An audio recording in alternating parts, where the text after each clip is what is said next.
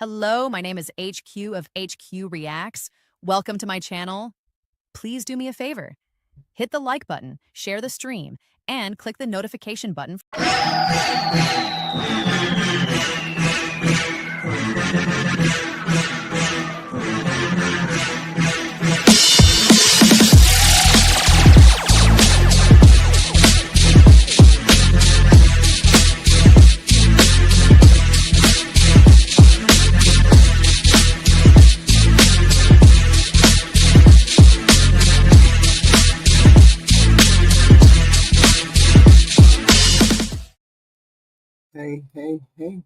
Hey. This is HQ in the house. HQ. America, but this time, no phone booth, no kryptonite, and definitely not a cape. Dean Cain, the TV Man of Steel, is signing up with ICE, and he's not alone. The Trump administration wants to turn this into a recruitment blockbuster, casting everyone from Gen Z TikTok stars to retired cops in its latest mission. Cape optional, badge, however, required. Here's the story with more. It looks like Superman is swapping his cape for a badge. Dean Cain, the actor best known for playing the Man of Steel, in Lois and Clark, The New Adventures of Superman from 1993 to 1997, says he's about to become a U.S. Immigration and Customs Enforcement agent. Well, an honorary one at least. Already a sworn deputy sheriff and reserve police officer, Cain revealed in an interview that he will be sworn as an ICE agent as soon as possible. The Department of Homeland Security confirmed that Cain will be sworn in next month, describing his act as an encouragement to Americans to become real-life superheroes. Cain says he hopes other former officers and ICE veterans will also step up to help meet the hiring targets. You can earn lots of great benefits and pay. Yet since President Trump took office, ICE has arrested hundreds of thousands of criminals, including terrorists, rapists, murderers, pedophiles, MS-13 gang members, drug traffickers, you name it, very dangerous people who are no longer on the streets. You can defend your homeland and get great benefits like a $50,000 signing bonus. Think about that. Student loan repayment legally.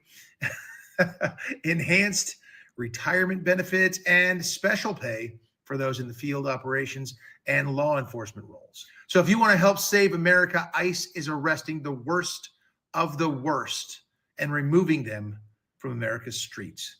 I like that. I voted for that. They need your help. We need your help to protect our homeland and our families. But this time, Superman will not be fighting alone.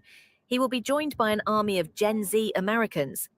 The Trump administration is gearing up for a massive PR blitz to fill more than 14,000 immigration enforcement roles, and Gen Z is firmly in its sights. In July, officials announced that ICE aims to hire an additional 10,000 new personnel, which would double the agency's headcount. Government documents reveal plans for an urgent national advertising campaign aimed at attracting potential recruits, especially young adults just entering the workforce, military veterans, former law enforcement, and legal professionals. It's not a bad deal. It's not a bad deal, right? But they're catching strays, they're catching bullets, they're catching all kinds of hell. That job ain't as easy as you want it to be or you think it's going to be. They are catching a lot of hell. There's a lot of things they have to do to go against what they believe, what they want, their family, all kinds of things.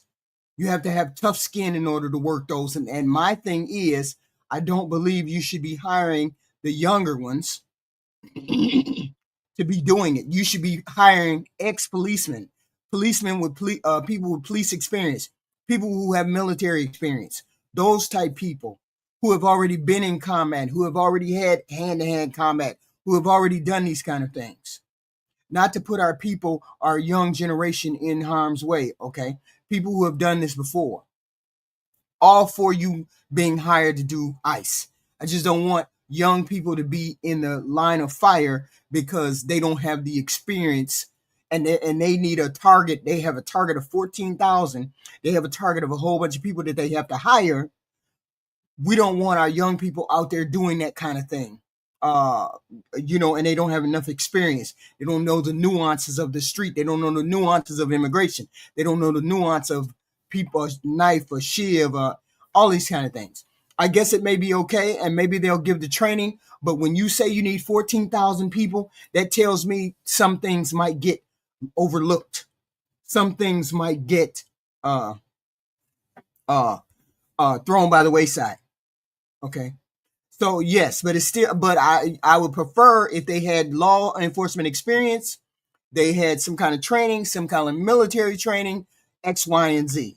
And they're talking about different things about, what is it? Forgiving the student loan or getting the student loan off your back, making extra money, sign-on bonuses, those kind of things. I get it, I do. But have they filled their quota yet? Is it enough people to go around in order to get this job? You're gonna have everybody having a damn ICE job. You're gonna have every young person having an ICE job, right? 9 times out of 10, you're gonna run into a family member. Of course, they're gonna run into family members. Hopefully, they have their family members out of the way. These are ICE. These are people out there with the experience to do what they got to do. Yes, I get where they're trying to recruit. They're trying to get people to come and get a job. But somebody like Dean Cain is old. Dean Cain is around my age. Okay. So Dean Cain is around my age, and he may be a nice recruitment tool. Superman might be, but Superman will get a bullet in his ass, or because they took bullets the other day, right? So it's not a matter of people on the left. HQ bulk of children. Yeah, the bulk of our military are children. Yes, but on the street, the military I think is a little bit different than the streets. Right. So, and I understand that, they need help. They need 14,000 people. Do they still need 14,000 people? You go to the United States website and it's right there. Are they doing they ain't doing the DEI. So they just hiring any old motherfucker to drag himself off the street. Ain't no standards there. If you need 14,000 people, how many standards can you have? So this is part of the problem I have, right? It's not a matter of us hating the ICE agents. It's not. Okay, it's not. I just object to the way they enforce the immigration laws. I just object to the way they do it. Okay, they conduct raids without compassion, target families, detain people in horrible conditions, alligator Alcatraz, and they use aggressive tactics that feel like they're unsympathetic to the plight. And I get it. These people have broken the law. A lot of y'all say they broke the law. It's just like it's just like a freaking jaywalking ticket. It's a citation. It's not a felony or anything like that.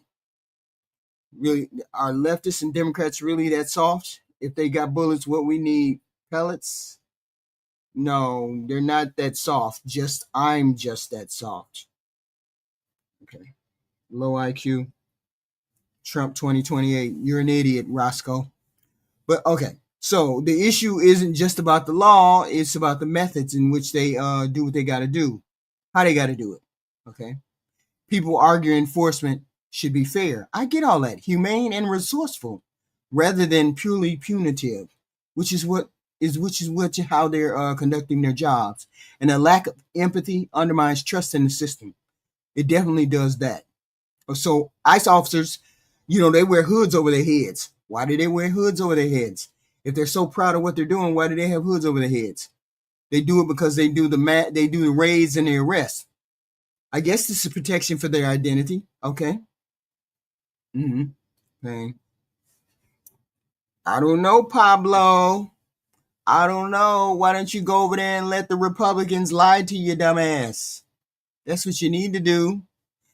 So officially, this is to protect their identity. I get it. Okay. But to the public, it's intimidating. And they're not taking into account the people that they're taking to the jail, to alligator Alcatraz, and all those good things. Covering their face because they're ashamed. Maybe you're ashamed of what you're doing. I guess it's anonymity. I guess it is what it is. Combined with aggressive tactics makes it difficult for us to deal with you. Difficult to have sympathy for the ICE agents. when things happen to them. Of course, I get that you shouldn't be shot at. I get it. Nobody should be shot at. And these are police officers. These are particularly, like, I guess, less than police officers. What else? And we need immigration officers. We just do. We do. But the whole point is, you can do your job, but you don't have to be an asshole when you do your job. Okay? The situation is made worse from the president. The worst president we ever had in our life. The worst president that we have ever had in our lifetime. Because the president has been accused of weaponizing ICE against immigrants. Okay? ICE against immigrants, especially in urban neighborhoods and sanctuary cities. Okay? Sanctuary cities are places that limit cooperation with federal law enforcement. And they should, because they're sanctuary cities. Okay? I can't help it. I don't know all the sanctuary cities. I don't care one way or the other. Okay? Targeting these areas politically is not what the president said. The president said he was going after criminals. Sanctuary cities don't specifically have criminals. So if you're going after criminals, okay, fine and dandy. We will. You go after the criminals. I don't mind the criminals. I just mind you coming into neighborhoods and then taking people out of the neighborhoods that shouldn't be there. Okay? That shouldn't be taken out of the neighborhoods. Okay? So the whole point is, that's why we don't get along with the ICE people. Okay? It's a tool. It's used as a tool for political pressure. Okay? Unfair punishment of communities, local policies. People are not going to help them. Okay? People are not going to help them. So criticism about ICE isn't about how it's being used and how it operates. Okay? Aggressive tactics, mask wearing, legal loopholes, not going by the Constitution, all of those things. That's what makes them not be liked. Okay? And we argue about immigration officials should balance law and order and humanity, transparency and fairness. But instead of doing that, they don't do it the right way. So we have a problem with all these people. We have a problem when we have people coming in neighborhoods and doing the things that they're doing. Okay. That being said, you don't make any sense. Learn how to read though. Roscoe. Ooh, Roscoe. I feel sorry for people like you. I really do. So, this is what's happening with the people. Just raiding people for no reason. Detained outside court. Okay? Detained outside court. They're doing the right thing. They're trying to do the right thing. How is that right? How is that correct? Okay? How is that correct? You see how I'm not even acknowledging this inhuman, this toaster. I'm not acknowledging the toaster, but the toaster keeps talking. He knows he's a toaster. But they're going to immigrate. They're going to some of the hearings, and they're picking these people up. That's nowhere to practice ICE raids, especially when you said that you were going to get criminals. And if they're already in court trying to do the right thing, then why would you go there and arrest them? Okay. I don't think illegal immigration is okay. But I'm not going to demonize the people because they're illegal immigrants. I'm not going to treat them like they're monsters. Just give them a way to become citizens. Give them a way to become citizens. Track all the people that are here. No, they don't worry about European immigrants. They only worry about the Mexican folks. That's all they worry about is the Mexican ones. Okay? That's all they worry about is those. But this is the way they do it.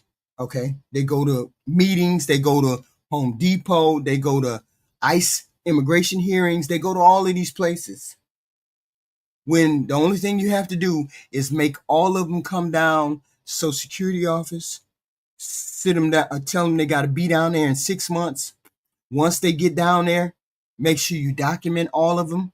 Then the ones who don't come and get into get themselves documented, then we know they're probably people who have committed crimes.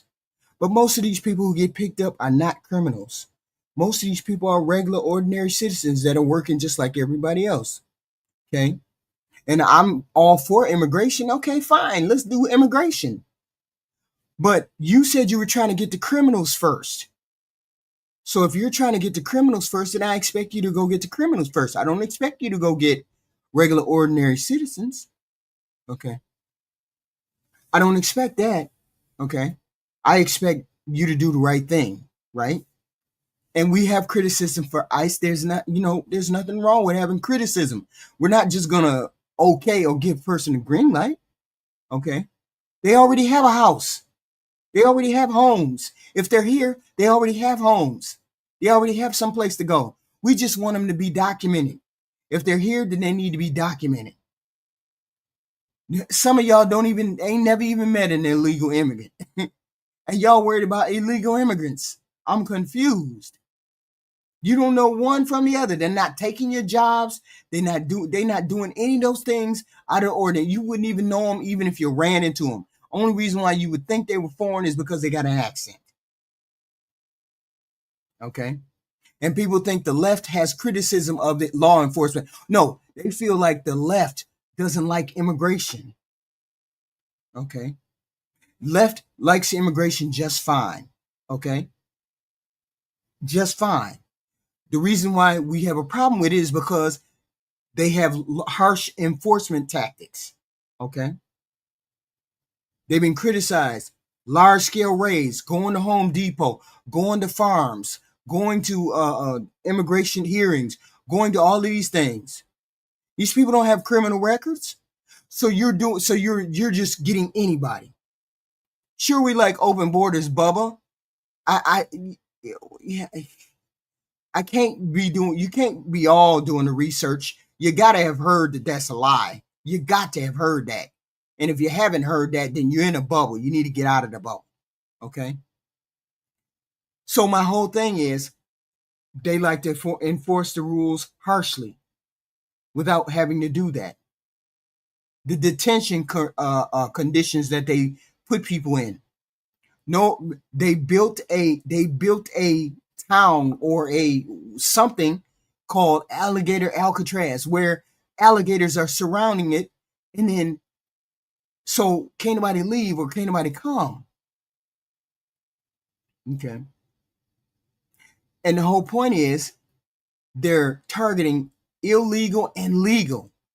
That's what you dummies don't get. That's what some dummies don't get. They're targeting legal and illegal. Some of these people are legal. Some of these people are becoming legal. Some people are in the middle of being legal. Okay? But yet and still, we have goofies on here talking about illegal's illegal. Okay? And it makes no sense. Damn, why? I don't know. Why? Do I have the dumbest chat? Sometimes I had the dumbest chat. So anyway, Alligator Alcatraz, that's a horrendous place. And yet they have all of those people there. Okay? They have all of those people there for what? When you can just see if they're legal, see if they have records, and then send them on their way if they don't have if they do have records, put them in jail if they do have records, and send them on their way if they don't have records. I don't know. Tonight is worse. I'm getting all the weirdos, but they don't bother me because I'm a strong human being with my own set of values and core morals. So I don't care what they think. They're just talking. They're just bots. They're just robots. They're just toasters. So anyway, we have philosophical differences. We have policy differences. Yes, we do. Okay. We support immigration reform. We do. Pathway to citizenship. No, I don't think I'm weird, Bubba. I think you're weird. And we're more compassionate when we deal with these people. Okay. ICE represents the opposite to you guys. Y'all only got 4 things going for y'all. You're homophobic, transphobic, Islamophobic, immigration phobic, and you're racist. All of those things. Homophobic, transphobic, Islamophobic, and racist. How do you even survive? How do you even function every morning? You get up and you're a bundle of shit every morning. Every morning. How do you even live? You know what? Why don't you go throw yourself down some concrete stairs with your hands tied? Okay, so we don't want to abolish ICE. We just want it to regulate itself. It seems like it's a rogue organization that abuses power, and its existence isn't necessary since immigration enforcement can handle that. Less militarized agencies can handle. But it's being weaponized by Donald Trump. So I understand what it is, right? Okay. And there's a whole bunch of activist groups that want to get rid of it. We need ICE. We need ICE. We need them. But we don't need them to be the way that they are or conducting themselves the way that they are. Like it's the Gestapo tactics. They come and they snatch you out in the middle of the day with a mask on. You don't know who's taking you. You don't know where you're going. You end up in Alcatraz, alligator Alcatraz, and you ain't even supposed to be there. And you're a citizen. Right. Yeah, Orange Man bad. He is bad. He's the worst president we ever had. It just is what it is. Watch the economy. Watch the economy go down the drain. Okay? I'm struggling. Really? I'm struggling. You're crashing out. Calm down. So, the other day, we had a gentleman shoot at law enforcement. And he killed 2 people and wounded another person. Yeah, watch the stuff go up. Okay? Watch our prices, groceries, all that go up. Since your genius president is such a genius. Okay? Watch everything start to go up. Because your genius president decided he was going to implement tariffs, which are a tax. Okay? It just is what it is. Now we in the middle of it. We're in the middle of it because we got a goofy president. But that's okay. That's okay. We're just going to ride it out. Okay? And the whole point is we're going to have people doing the same thing they've been doing. Shooting at the president, acting up, shooting at ICE agents, people joining ICE, young people joining ICE. Okay? And the whole point is we wouldn't even have to have done this if we would have just gave them amnesty. If we just would have gave people amnesty. Okay? But we didn't. We didn't give them amnesty, so now we don't know what we're going to do with all of these 13 million people. Okay? And nobody knows what to do with these 13 million people. But, hold on. So, we don't know what we're going to do with these people. And now we in the middle of it. And we have people shooting at the freaking police. So now we don't know what to do. To bring all those individuals who are responsible to bring them to justice and to hold them accountable. One ICE detainee is dead, 2 others injured after a gunman opens fire at a Dallas ICE facility. Police say the shooter was positioned on a nearby roof and fired at the building and a transport van. The gunman is dead as police now search for a motive. You notice all these are white boys, right? All these are white boys doing all these shooting, right? All the white boys. That's y'all folks. Them y'all folks cracking up. See, they goofy just like y'all goofy. What was on, and then my neighbor across the street from me had texted me and told me what was going on, and it's just, you're kind of shocked and amazed that it could happen that close to you. Neighbors react as investigators swarm 2 homes connected to the suspected shooter, one in Collin County, one in Oklahoma.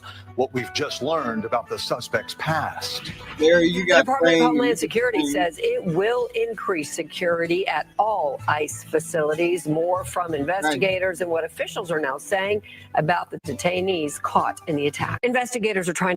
Well, the thing is, the president upped their budget.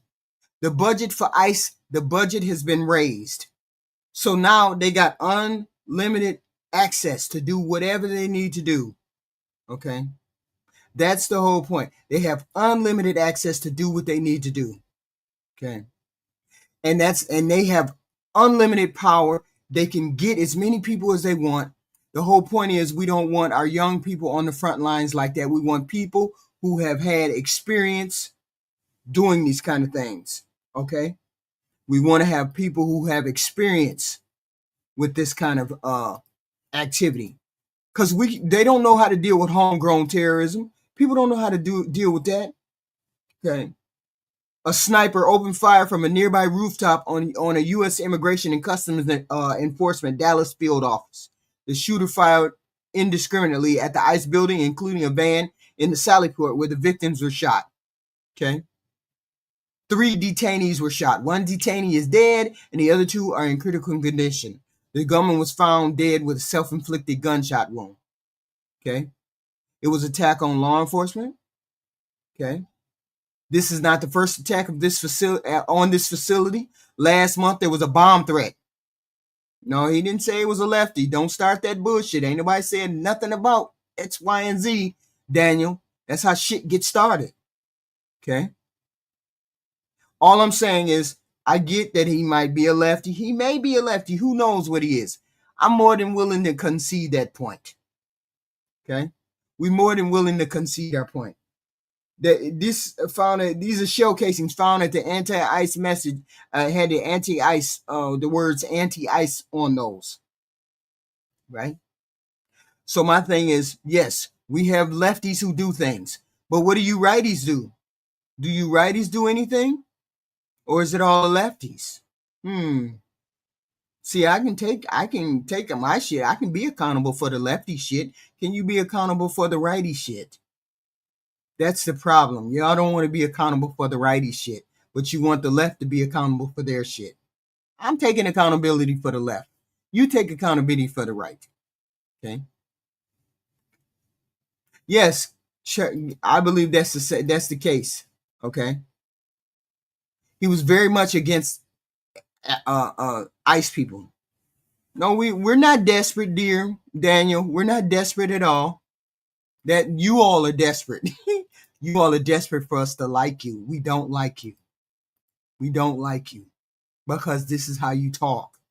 Because you talk 2-point crazy. When you get an opportunity to talk reasonable with somebody, you talk crazy to people. That's why we don't like you. We could be talking reasonable. I'm talking reasonable to you, and you're talking far left out of your neck. Instead of talking reasonable, you're talking out the side of your neck. See, every time we talk to you righties hit the skids. You hit the straight up skids. That's why we don't like talking to you righties. Because you lose it. You're emotional. I'm sorry, yes, you're emotional. There you go. That's it. That's the name of it. You're emotional. Stop being emotional. Stop calling me names. And why don't you call your far right shooters names? The ones that shot Charlie Kirk. Why don't you give him a name? He was far right. Almost over there by the gropers. Why don't you give him names instead of giving me names? That's wild. Okay? That's wild. The violence is on the right, and we can prove it too. That's the difference, Daniel McKay. You can't prove yours. We can prove that it's on your side. Okay? We can prove that it's on your side. But then you're too dumb to even look it up. People like you are too dumb to look it up. Because if you looked it up, you'd find out that most of the shooters are on the right side.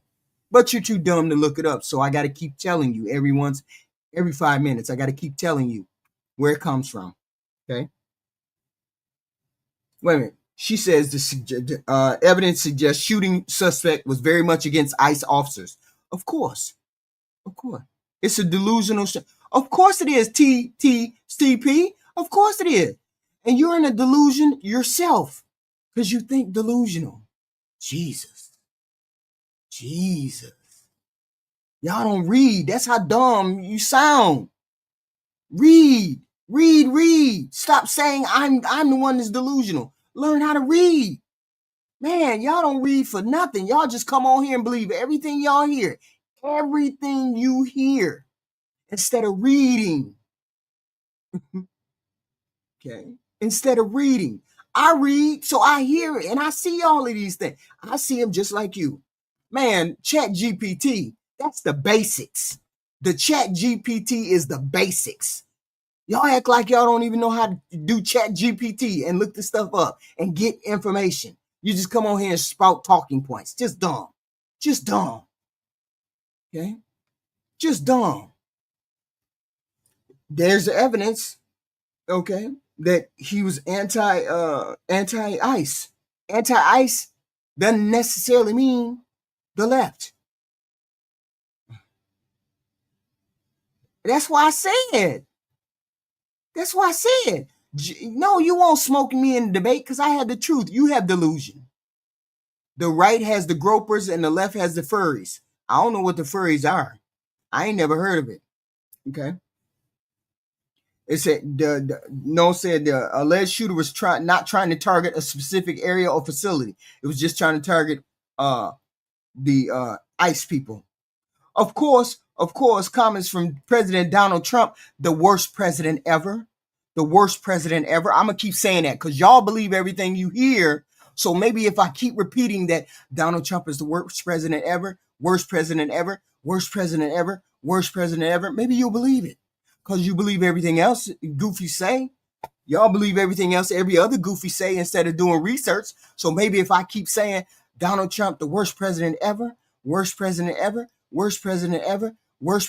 maybe if I keep repeating it, maybe you'll get it in your mind because you believe everything else. Shit, I don't know. No, I don't. I just think your president is the worst president in the world. Or the worst president. Of course I do research, dummy. I don't talk off my ass. You talk off your ass. You show me a fact. As a matter of fact, you show me a fact. I want to see a fact. Give me a link. Okay? Give me a link that shows what I said tonight is a lie. I would love it. I would post it and I would believe it too.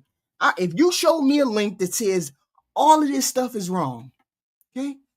But you can't because you don't read. Wait a minute, hold up. Y'all can't read.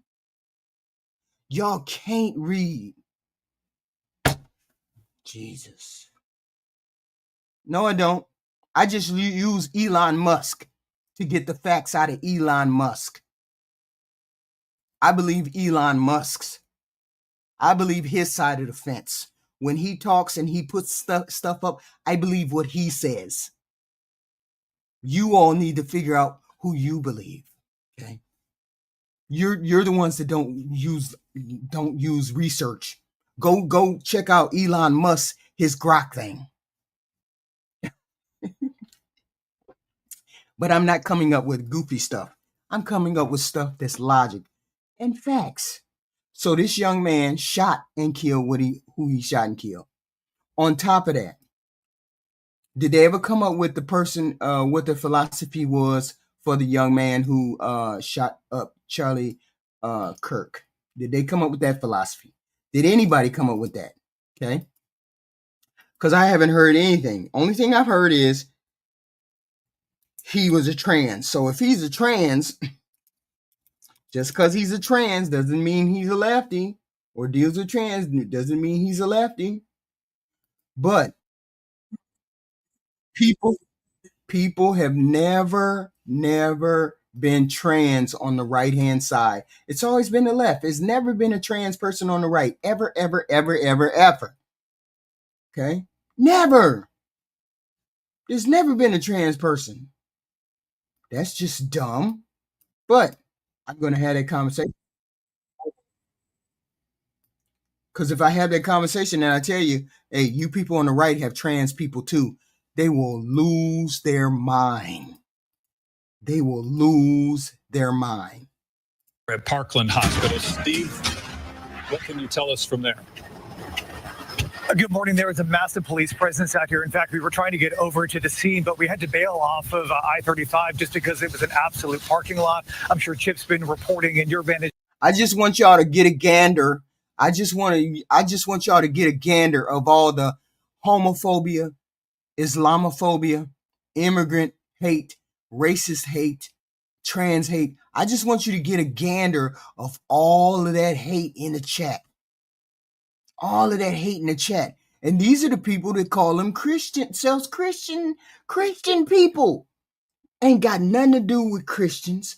They far and away nowhere near Christians, but they call themselves on the right the Christian community. All that hate in the chat ain't got nothing to do with God. Nothing to do with God. None of them do. This point may even be better than ours at this point. Empire Central closed at the service road. Again, folks trying to get past this scene on 35. We bailed and came here to Parkland. It is the closest. Don't ban nobody. Don't ban nobody. Don't ban nobody. Because I am standing on the side of Christ and Jesus Christ. I'm doing the things I'm supposed to do. I'm not calling people names except you retards. I ain't doing nothing out of the ordinary. I'm helping the poor. I'm helping the lonely. I'm helping kids. I'm helping elderly. I'm doing all because I believe in helping. Real human beings gave me free will. Real human beings, not a person that may or may not have sentience. Not a person this, that, and y'all the one got hypocrisy. You idiots want to take care of babies in the womb, but you don't want to take care and give kids free lunch. Make this shit make sense to me. Make it make sense. Trauma center to this scene, and we can expect that this is where folks will be transported. You could hear probably the sirens. Long as I don't have them, gave me free will. As long as I don't have them. Behind me, again, tons of police activity out here as folks race to the scene. As I'm sure Sean just reported, we're talking about 3 people shot who were in ICE custody. Right. A male shooter on the rooftop shot himself when approached by law enforcement as the rain. All these is white boys. All of these are white boys. Breaking them. No, gave me free will. Hey, gave me free will. I will support abortions. I'm supporting abortions. What do you not like? What don't you like? You don't like immigrants. You don't like blacks. You don't like Hispanics. You don't like transphobes. You don't like homosexual. You don't like none of all of that. But you're closer to God than me? I don't think so. I think you're trash. And anybody who has 1, 2, 3, 4, 5 different things like that, they hate. Like immigrant, they hate immigrants. They hate blacks. They hate transphobes. They hate You have all of those. You're trash, and you have nothing to do with Jesus Christ. You're not living the Bible at all. You're trash. If you have all of those, you don't like none of those. No gay, no transformers, no black, no Hispanic, no immigrant. You hate all of those. You're trash, and you have nothing to do with Christianity. I'm more of Christ-like than you are. Continues to fall here. I can tell you that very much a fluid situation here, and very much expected that these folks would be brought. That's dumb. One reason, one thing. That's just dumb. One thing. Because I feel like somebody should have the choice to have an abortion. One. You have 5 things that you don't like. That's trash. Here to Parkland, we can certainly keep you updated on their. And you support the death of the living. Because people like you don't like kids to have free lunch. You're trash. All right, Steve Noviello live there at Parkland. We appreciate that. We also want to check in with David Brown, former police chief in Dallas. Yes, that was white man. Had nothing to do with blacks. I ain't got nothing to do with that. Okay. Nothing to do with that. It's all black. This all white folks. That's all the hate for the white folk. The white folk hate on hate. White on white crime. Okay. White on white crime. Nothing to do with black folk. We ain't got nothing to do with that. Okay. Yes, Jesus loved everybody except you righties. Except you righties don't like homosexuals, transforming, gays, immigrants, black folk. Except you righties think you better than the transformers, the gays, the Mexicans, the illegals, the blacks. You think you're better than them. So when you think you're better than them, you're trash. He's on the line as well. Former Chief Brown, Sean Rabb mentioned this earlier. I don't know if when you hear this scene or if you've seen any of the coverage here. It don't matter what the Bible say about homosexuals, ding dong.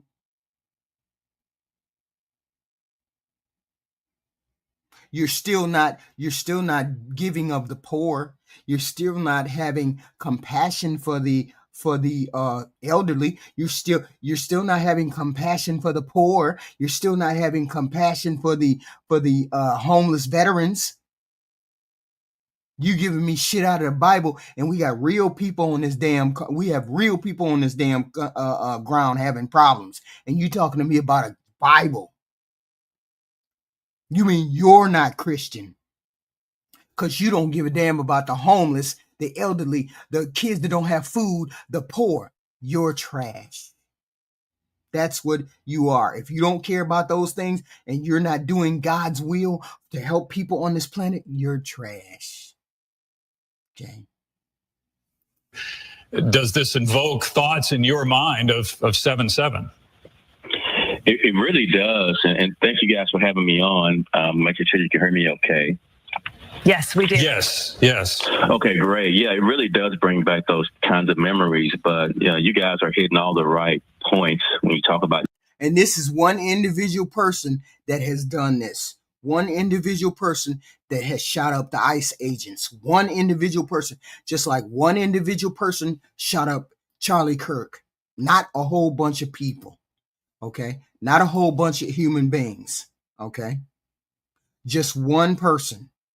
So we know how to put that down to just one person. I know how to put that down to one person. Do you people know how to put that down to just one person? Or do you blame everybody except yourself? Do you blame everybody except just yourself? Because I just blame Ty Robinson. I don't blame nobody else. I don't sit there and blame, oh shoot, Ty Robinson shot up people. Then let me blame everybody. There was one man who shot Charlie Kirk.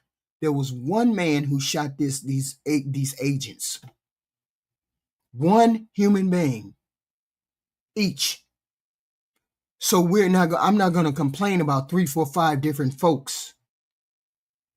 No, this compassion is not cherry picked. I have compassion for every person except your goddamn illegal and criminal president.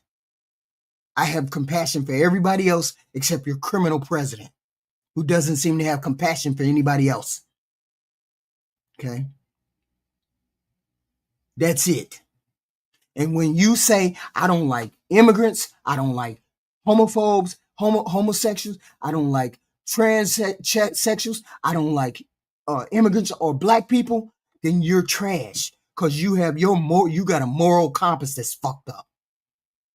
And you can't tell me you anywhere near Christ or anywhere near Christ-like, and you hate people like that. I don't hate none of them people. I don't know none of them people. Don't care. I don't give a damn about none of y'all except the elderly, children, handicapped, and the disabled. That's it. I don't give a damn about the rest of y'all. Y'all can go fly. I care about the handicapped, the poor, the elderly, and the disabled. That's it. Now, can you all say the same? Or do you give a damn more about the transformers? Do you give a damn more about the homophobic, the homos? Do you give a damn more about somebody being black or white? I don't give a damn about whether they black or white. I don't give a damn whether they homosexual. I don't give a damn whether they transsexual. I don't give a damn what they are, or immigrant. I don't give a damn about none of them. I care about what Jesus Christ said care about. Care about the homeless, the poor, the elderly, and the innocent. That's what I care about. So I'm more Christ-like than you all are. You're right. The right is trash because they care about all this cultural shit instead of dealing with the regular stuff that's on this damn planet. Okay. Yeah. Y'all sound wild. Wild. I'm tired of you trying to have the upper hand as far as it's called Christianity. You don't have the upper hand. The right is trash because they don't care about regular, ordinary individuals. They care about, oh, you're a transsexual, so I can't vote for the Democrat. You're a transsexual. You're gay. You're an immigrant. You care about all of that shit, but you don't care about the elderly, the handicapped, the poor. I'm more church like Christ like than y'all are, and I'm on the left. I'm probably I'm like on the left, in the middle left, but I'm on the left. Okay, all of you, the rest of y'all go fly. Okay, because y'all care about somebody being gay, somebody being homosexual, somebody being trans, somebody being black, somebody being X, Y, and Z. Than you do all of this stuff on this planet. All of the people who can't take care of themselves on this planet. You care more about that than you do about the poor people. You care more about a baby in the womb than you do about a kid on the street who can't feed themselves. You're trash. That's how that is. Because you should be caring about all types of people instead of worrying about, oh, he's trans, so I can't vote for her. I can't vote for Kamala because she believes in abortion, instead of worrying about kids who don't have lunch. That's wild to me. That's wild to me. How we have this divide. No, I'm tired of being nice to folks who don't want to feed kids lunch because they worried about whether somebody gonna take their food. Yeah, get the fuck out. Gave me free will. Get the fuck out and look in the mirror. Look in the mirror, Miss Christ-like. You're trash. Okay, she's the only one I'm calling trash because she only cares about herself. She cares about people in the womb. She don't care about kids outside the womb. She cares about kids in the womb, not the kids that are outside the womb. She's trash. It's just such a live situation right now. You really want to eliminate whether there's any other suspects that's part of this attack this morning on the ICE facility, harming 3 people. Right. So that's one of the top priorities for law enforcement right now, to eliminate any possibility that there's others involved. And I feel like we would have heard if they thought there was a second one at this point. I mean, so Osmos, what kind of solution do you have if all you have is hate? What kind of solution does any of you have if that's all you have is hate? You hate the gays, you hate the transformers, you hate the blacks, you hate the immigrants. If all you got is hate, what kind of solutions can somebody give you? Can't nobody give you no solutions if you don't have any kind of sympathy or empathy for other people. Because that means you're going to stand in the corner and then bitch about the transforms, the homosexuals. Half of y'all don't even know, fucking met no transform. Don't even know who they are. Ain't never even seen them. You worried about shit you may or may not see. I'm worried about those transformers going in the bathroom. And I'm worried about kids who don't have school, who ain't ate dinner, who ate dinner at 6 o'clock yesterday, and they don't have no food to eat when they go to school. That's what I'm worried about. That's what concerns me. I don't give a fuck about a transformer. I care about kids that can't have lunch money. And y'all call yourself Christians. Shut the hell up. If you don't care about, you care about somebody in the womb, you care about a kid in the womb more than you care about the kid who ain't had lunch. Jesus, where's the fucking priorities? That's what I hate about this freaking country. Priorities so fucked up. You worried about whether a transformer go in the bathroom, but let somebody ask you for some money to go in the bath to feed a kid to eat lunch money, eat lunch. Jesus, y'all right on the right. Y'all fucked up priorities. Okay. Ain't no way. I don't have no conversation with people who don't understand that people are poor and they need to be fed, regardless of whether you rather feed, what the hell is it? Feed the goddamn Ukraine, give Ukraine money, or give Israel money than to give goddamn kids money to eat lunch. No, I didn't say you, Osmos. I said the bulk of the right feel like that. Okay. Every time I have a conversation or want to have a regular conversation, I opened up the door. I opened up this stream at 10:30, and all I saw was you nigga. That's all I saw when I opened up this stream. I never said one hateful word to anybody. So when I have people come at me and that's all I see is hurt, hate, and it's coming from the right, then the only thing I can say is your side is trash. Okay?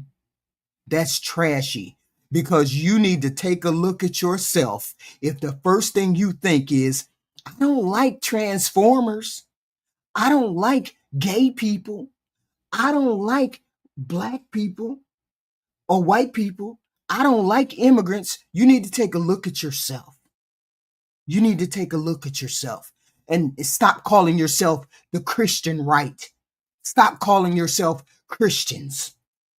I don't want to hear nobody that's on the right talk about I'm a Christian. If you don't feel like you should give kids money to have free school lunch, I don't want to hear shit about you being Christ-like or on the right or Christian. I don't want to fucking transform.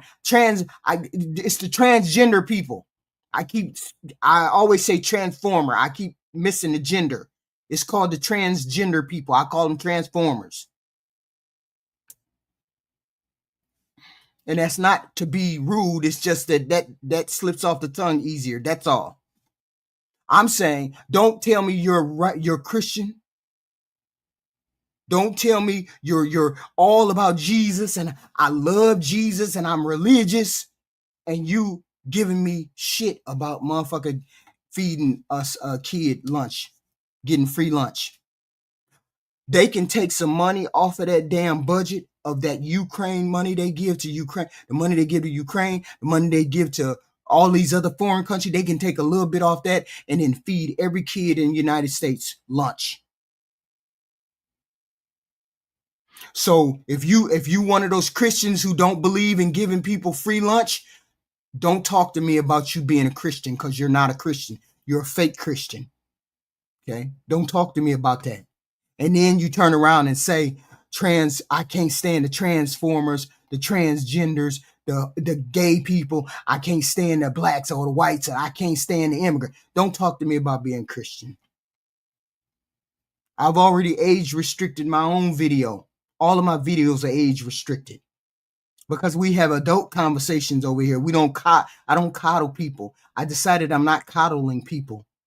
The minute I got to argue with somebody about school lunch for kids for free, I ain't coddling you no more. Okay? Don't talk to me about being a Christian. Don't talk to me about Charlie being a Christian. Don't talk to me about that. Because I don't believe you. Okay? I'm not talking to you, Tide Pro. They know who I'm talking about. They're always whispering. They're always trying to hold the God card or the Christian card. Always trying to hold the Christian card or the God card. And they the least like Christian people that's walking the planet. The rights are the least Christian people walking the planets. Specifically, if you don't care about your indigent and your poor. which Jesus said to do. But it's something always in the way that you cannot care about people that are on this planet, care about the poor, caring about the homeless veterans, caring about the elderly, caring about all of that. When you don't care about them people and you care about the homophobes and the transphobes and you care about them more than you care about the homeless and the elderly and the handicapped and kids, don't talk to me about being Christian, because you're not Christian. You're trash. Okay? Because that's what we're put on the planet to help. We're put on the planet to help people that are less fortunate than we are. Okay. No, I open up the stream and I'm being called the nigga word. And I haven't even spoken a word. And then that just set me off. I'm not set off. Not really. I'm just pissed off that I got to deal with morons. I got to talk to morons like they're kids. I got to talk to people like that, like this. When I shouldn't have to talk to people like this. When I shouldn't have to tell you that you're not Christ-like if you don't care about the poor, the indigent, the handicapped, or children having school lunch for free. You can't. If I got to tell you that you're not Christ-like when you don't care about those things, then you're dumb.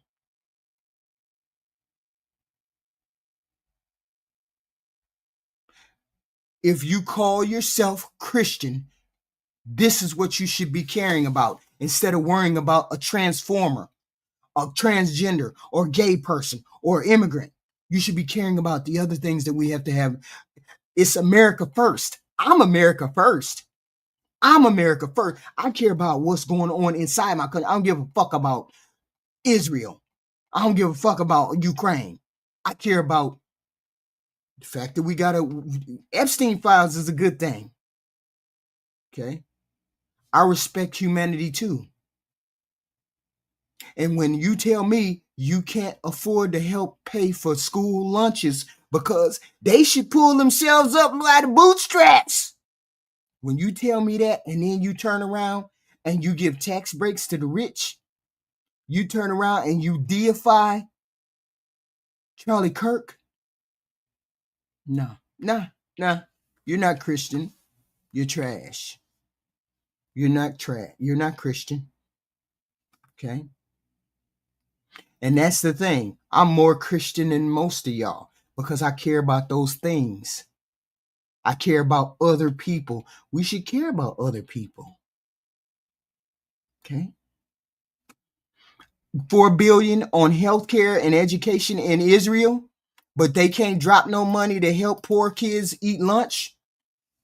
Get the hell on. Y'all get the hell on. No, that's not Christian like. And then they trying to spout, they trying to make this push for national Christianity. No, fuck that. Y'all ain't Christians. Ain't none of y'all Christians. Y'all heathen, straight up. My name is Heathen Queen. That's what the HQ stand for. Heathen Queen. And I'm the queen of heathens because I know what it is to be a heathen. But you know what? I turn myself around. Okay? And all of these people, we heathens, we Christians, we Christian nationalism.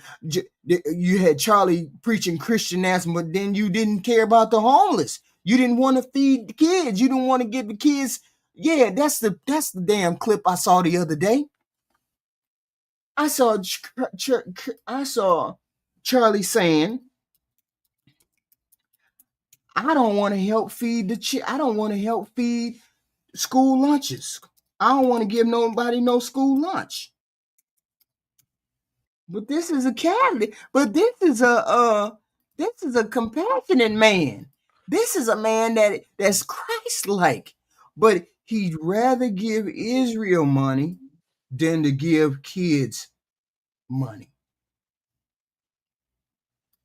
So I'm putting you down as trash too.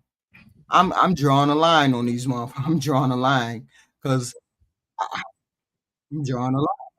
Lunch for all children? No. Why? Of course not. Because parents should feed their kids, not the government. What if they can't? Go get a job. A child? No, the parents should go get the job. Yeah. This is important. I don't believe they have jobs and they can't support their children there because the minimum wage is so low. No, you are a temp, dude. Don't give me this stuff. First of all, this is really. I want children to eat. Of course I do. Show me a single child in America going hungry. Doesn't exist. Number two, we have churches, we have food shelters. 17 million children go hungry. 17 million.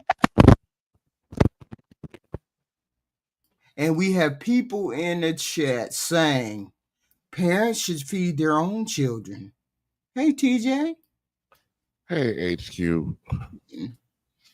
You know, when you and I talk like this, when I say you and I mean I talk like this in my private life. Yeah. But when you and I mention stuff like this, especially with guys like Charlie Kirk and Trump, and they in that side of the fence, and they talk the way they talk, claiming Christianity, and we point out the fact that they are being less Christian, you and I are the ones who try to get lynched because we got the audacity to point out one huge glaring fact about their brand of Christianity. I told this the other day. Their brand of Christianity ain't Christianity because there's no damn, individual group of Christianity. There's no compassion. No, and that's one of the key tenets. And Jesus never talked about that a man shouldn't work and all that. That's one of the things he said: a man don't work, don't eat. But see, they take that to the extreme. He's talking about a lazy, shiftless man. He's not talking about a man or a family or a woman who's not out here trying to participate in the world economy, and they don't have, and they're not fortunate enough to be in a situation where they can. Hold on, TJ. Hey, Michelle, I do kinders on the weekend. I'm just doing during the week. I'm doing this, but I normally do subjects and current events. But on the weekend, I still do kinder. I still do her. Okay, go TJ. Yeah, Jesus, when he says when a man don't work, don't eat, he's talking about a person who's lazy. He's talking about somebody who's lazy. Who's able-bodied, who's just lazy and don't want to, won't get up off the couch, He's talking about that joker. He's not talking about somebody out here who, and they kill me when they start talking about minimum wage, when actually it's only about 2 or 3% of the country that actually earn what we consider to be minimum wage. Mm-hmm. Most people earn above the minimum wage, but given the cost of goods and services and the cost of living, that it makes it unsustainable. And for Charlie Kirk to be sitting there talking about that no kid in this country goes hungry, he cuckoo for Cocoa Puffs. It's 17 million people. Yes, especially HQ. And I'm not trying to beat a dead horse on this, right? But all I know more about black folk than I know about anybody else. Especially with the fact that the majority of black children are in a single income household. Right. So what the hell you mean? They're going out, I'm not trying to beat up on the women on this particular issue, but when you make the decisions that lead to you being as Evan K. Williams say, a solo parent, there's a higher probability that your children are going to go hungry, especially because black women don't earn that much despite the damn talking points. And let me tell you because you mentioned something about giving all this damn money to Ukraine and all these foreign aids and stuff. Right. Let me tell you something, HQ. The best thing that ever happened to Donald Trump was him not getting reelected. And let me tell you why that was the best thing for him.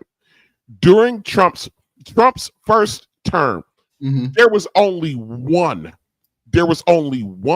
major legislation passed in his first term, and that was that diabolical tax credit tax break that they that tax bill that they passed. That tax bill only a 0.5% of the country benefited from that tax bill, and it was mostly Fortune 500 corporations.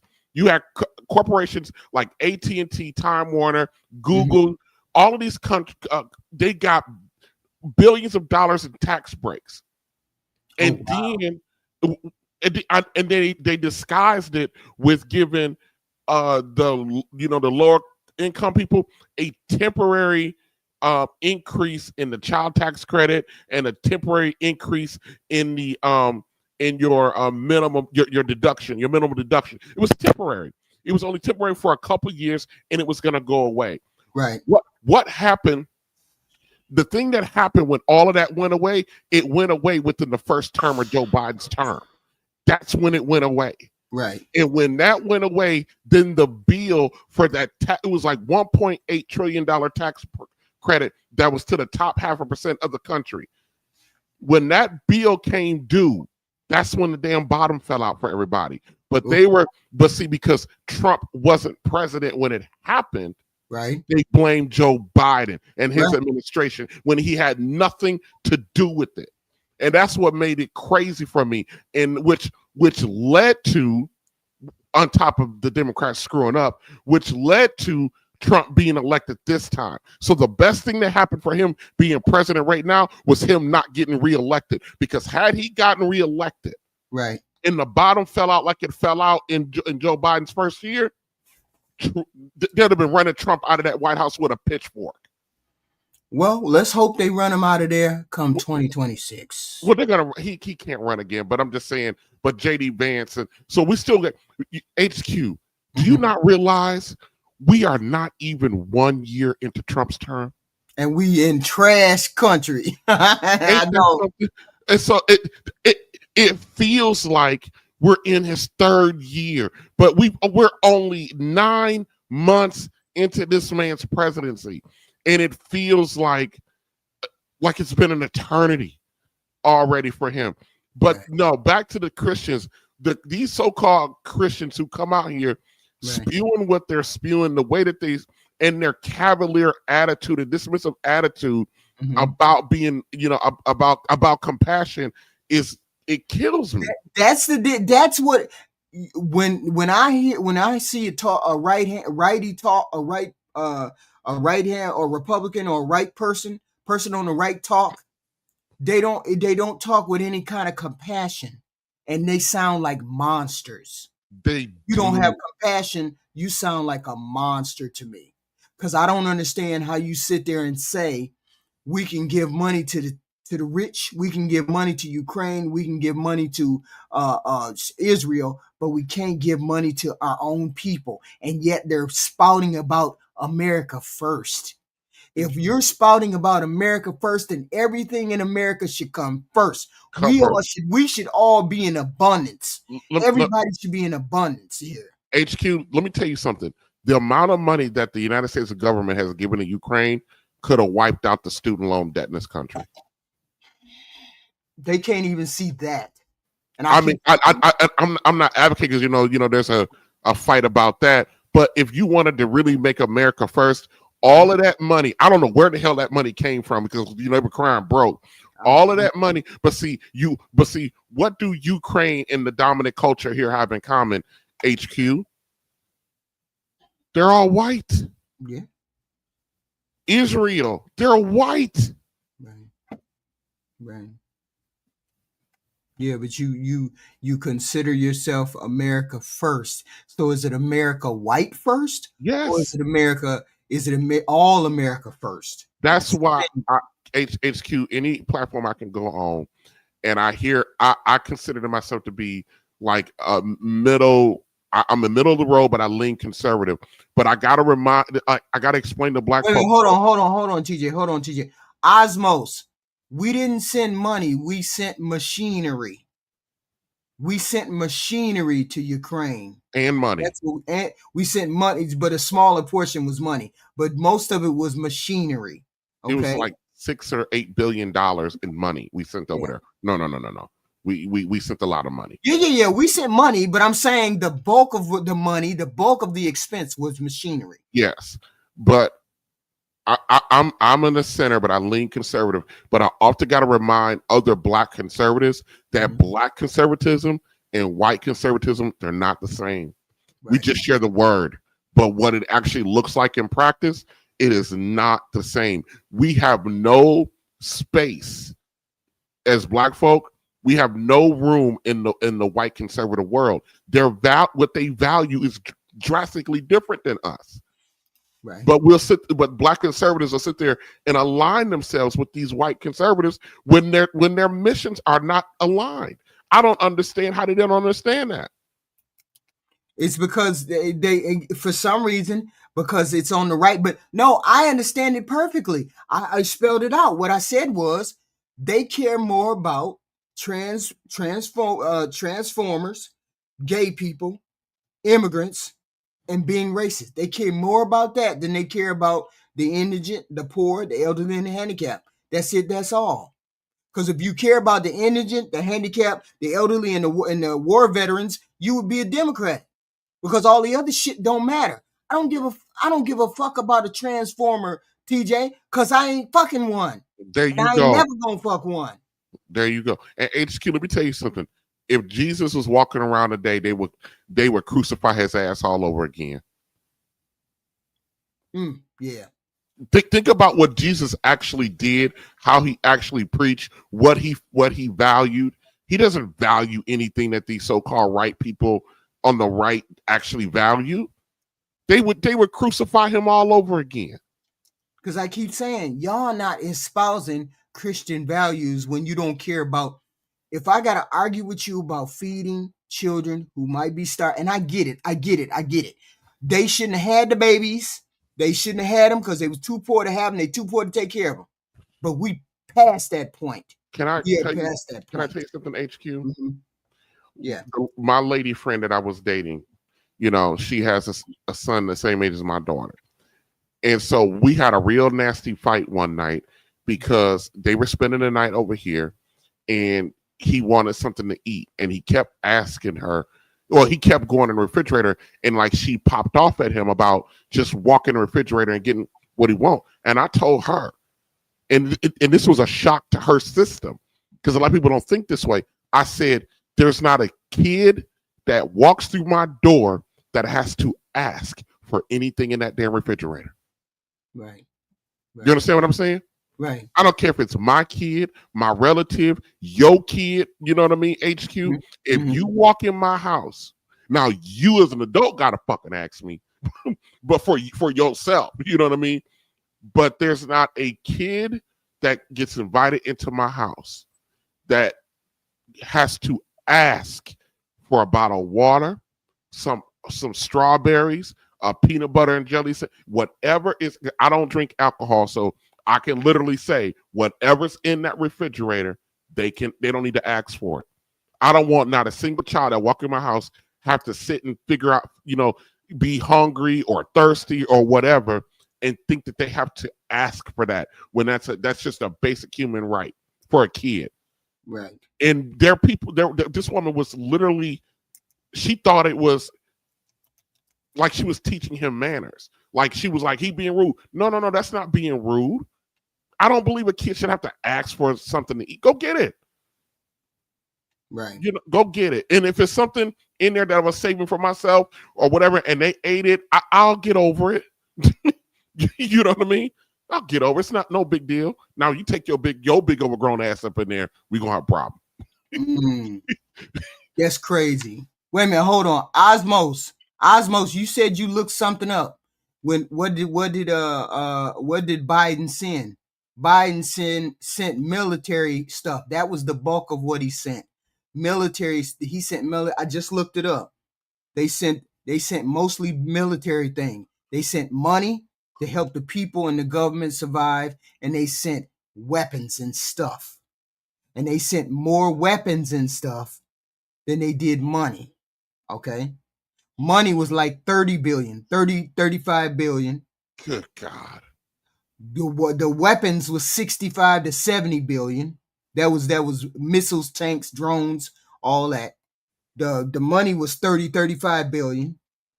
Food, medicine, shelter, tents, that was about 30 billion.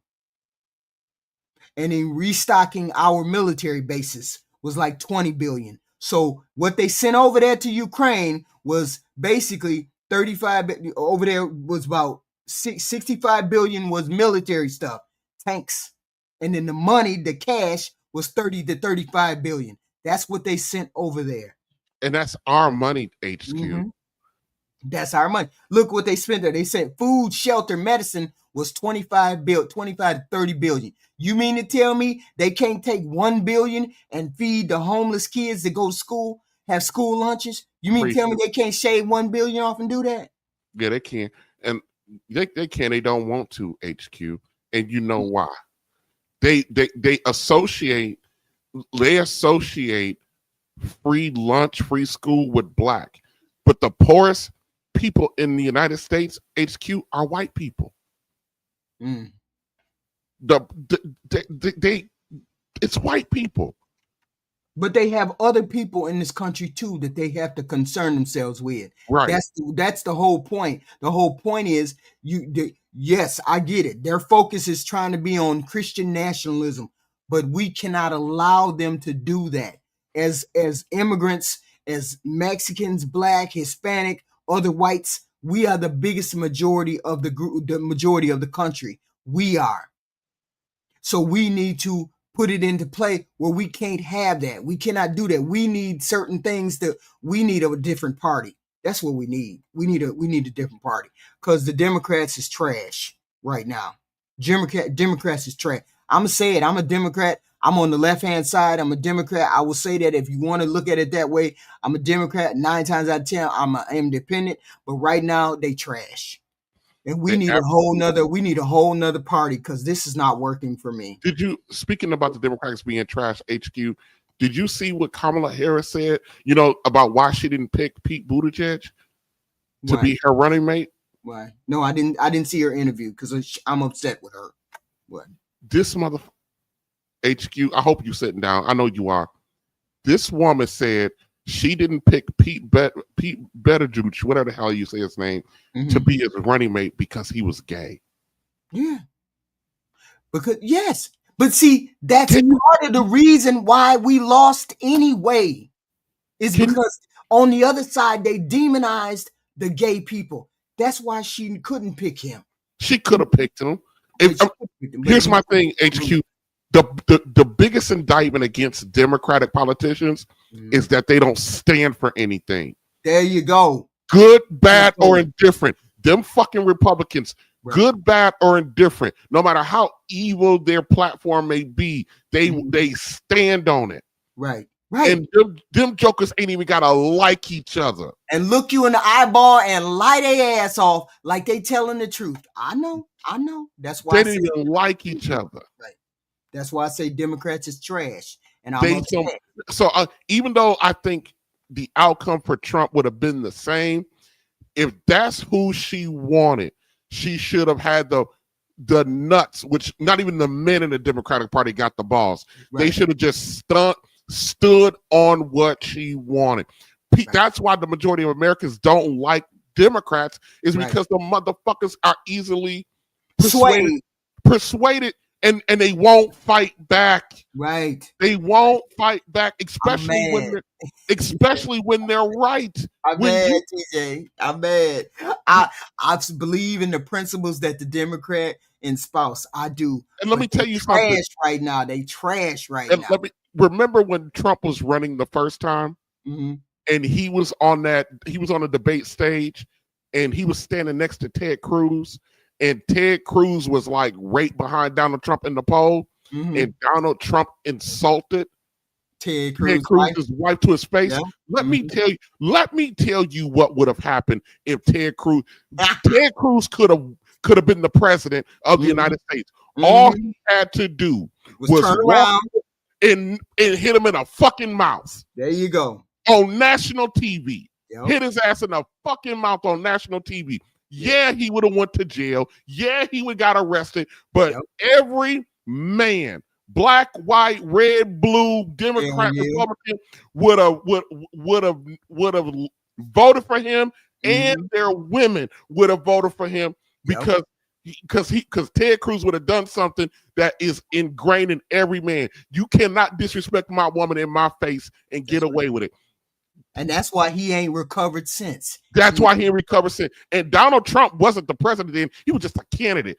And Ted Cruz was standing right next to him. Right. And he should have just look, even if they would have been able I would to, even respect it. I would have even respected the man. I would have looked at him and said, maybe, man, maybe, because you at least can stand up to somebody, but you let him call your wife a name, bro.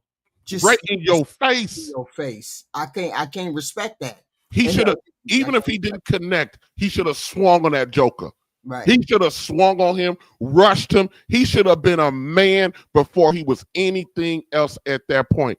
Ted Cruz in that moment is no different than the entire Democratic Party. Right. They won't stand for what's right. Sometimes you got to stand on what you stand on. Right. And then the rest of it, because we will look at you differently. If you said, I ain't passing a damn thing until we do X, Y, and Z, the American public would at least stand. I ain't doing nothing till you give free lunches for the next 5 years to children. The American public would stand with you. Most of the American public would stand with you, but they won't stand on nothing. They don't stand on nothing. They ain't been standing on nothing. As a man, what Ted Cruz didn't do in that moment, if his woman was an attractive woman, which she's not, but if she was an attractive woman, what Ted Cruz did in that moment is let every man around that circling around his woman know that his woman can be got. Because what woman is going to really respect a man who won't defend her? Right. He opened up a door that, I don't care if you get your ass whooped, you don't let nobody do that to your woman in front of you, even if you take an ass whooping. And I don't understand. Yeah. I don't understand how she still screws that man. Yeah, this is a man thing. Don't be putting this on the left side. This is a man thing. This is a man thing that Cruz should have stood up for. Yes. This ain't got nothing to do with left or right. No. This was a man thing. This was a man thing, absolutely. But I'm just saying his behavior and not standing up is indicative of what the Democrats do all the time. They don't stand for nothing. That's why people are so disgusted by them. Right. The stuff that they do stand for is so crazy. Right. It's so crazy you can't get behind it because it's craziness. But see, that's the thing. I'm also a Democrat. I believe in certain things. I'm not fighting for trans rights. I'm not fighting for gay rights. I'm not fighting for none of those kind of rights. I'm fighting for the 4 things that I've been saying since I've been on here. And that is they should have had that focus. They should have kept that focus instead of being bought out by corporate dollars, because they're all bought out by corporate dollars. Okay, they're all bought out by corporate dollars. And right now, that's all I keep saying in my head. Every time I get near, every time I think about the Democrat, y'all trash, man. We need a whole nother party. We need the independent party. We need the poor man's party. We need some kind of party. Which was supposed to be the Democratic Party. Right. If you go, and I'm not going to go down a rabbit hole, but if you go look at the history in which parties, the Republican Party was always the party of big business. The Democratic Party was always the party of the common man. Now you can't tell the difference. The Republican Party has somehow convinced the common man that they are for them when the Republican Party is still the party of business. But they've convinced the common man that they fight for them. Trump calls himself a goddamn common man. Yeah, but they had people like Charlie Kirk running around the country talking to bobbleheads on campuses and having debates about culture stuff. Yes. Instead of having debates about poor, the homeless, what we should be doing about money going overseas, what we should be doing about money doing X, Y, and Z. They're having culture war, and then now everybody's concerned about culture stuff, which stuff that don't even make no sense. It don't make a difference. We are in the middle of a recession, or we're about to be in the middle of a recession, because all of these young Gen Zers decided that they were going to vote for Trump, and Trump ain't did a damn thing for them, and ain't finna do a damn thing for them. No. That's what they don't get. He ain't finna do a damn thing for y'all young kids. Yeah, because they believe that they're the entitlement generation. This is crazy. It's like we're living in the damn Twilight Zone. Maybe I didn't got too old. I don't know. With me being in my 40s now, maybe I didn't got too old. But I feel like I'm in the damn Twilight Zone sometime. Listening to this crap that they spilling, and listen to guys like Charlie Kirk, 31 years old. Mm-hmm. Right. I got siblings his age.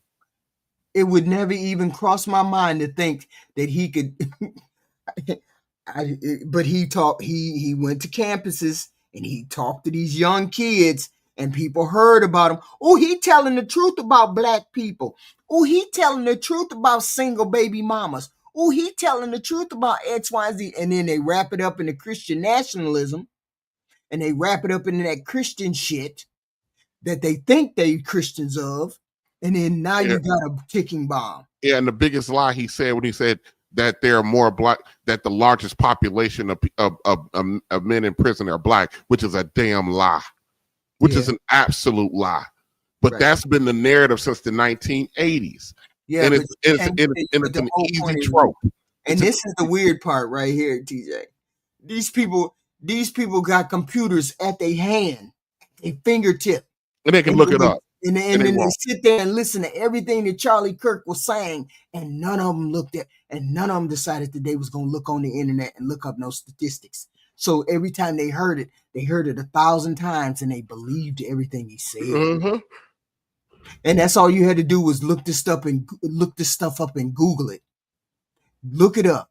Okay. So I'm saying to you, every time I get on internet, I'm gonna start saying your president is trash. Your president is trash. Your president is trash. Maybe they'll believe what I'm saying instead of looking things up.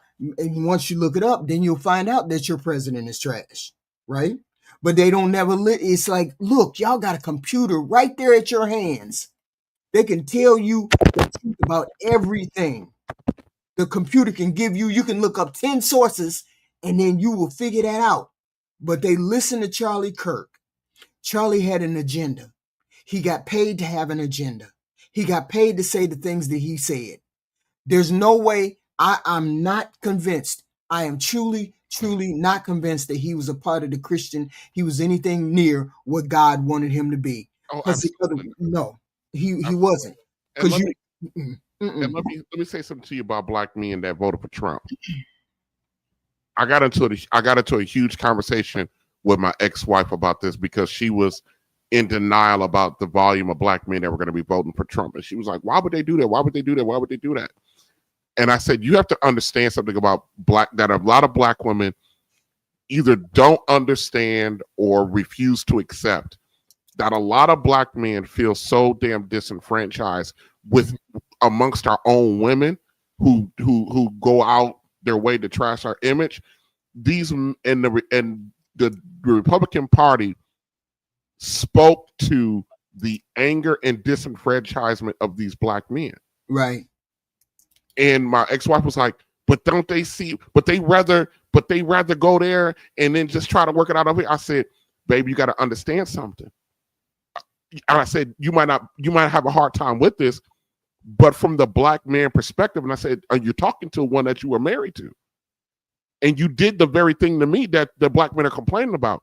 I said, you have to understand something. Your black man, from your black man's perspective, we've been thirsty in a drought for 30, 40 years. And now all of a sudden somebody coming with some dirty water. Yeah, we know that water dirty, but we thirsty. Right. That's what the hell you think we're going to do. Right. The Democratic Party ain't coming talking to us. Stacey Abrams got her monkey ass on TV. Right. And trashed black men that she needed to. If Stacey Abrams, this last time she ran for governor in Georgia, if she would have never opened her mouth about what black men were or were not doing, she would be the governor. All she had to do was repeat the same thing she did the time that she lost, and she would have won this time. But she felt the need to come out and lecture and talk shit about black men in her state.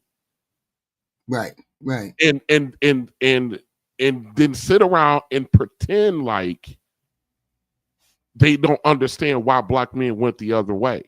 Stop. Yeah, but you like you all said, you all say to me, just because I give you a little smoke, don't mean I don't like y'all. Like y'all tell me when y'all get women smoke, that don't mean y'all don't like women. So that don't mean she don't like men. But you have to understand, and here's where the understanding between the black man and the black woman is hard to heal. While your statement HQ is true, how do you convince that of a group of people who've been dog walked by their women for 40 years? I can say the same thing about how men talk about black women. But then from black men's perspective, we haven't said anything about you for 40 years. Oh yeah. I'm just telling you. I'm telling you what we don't need to get into. No, I mean I get your portion.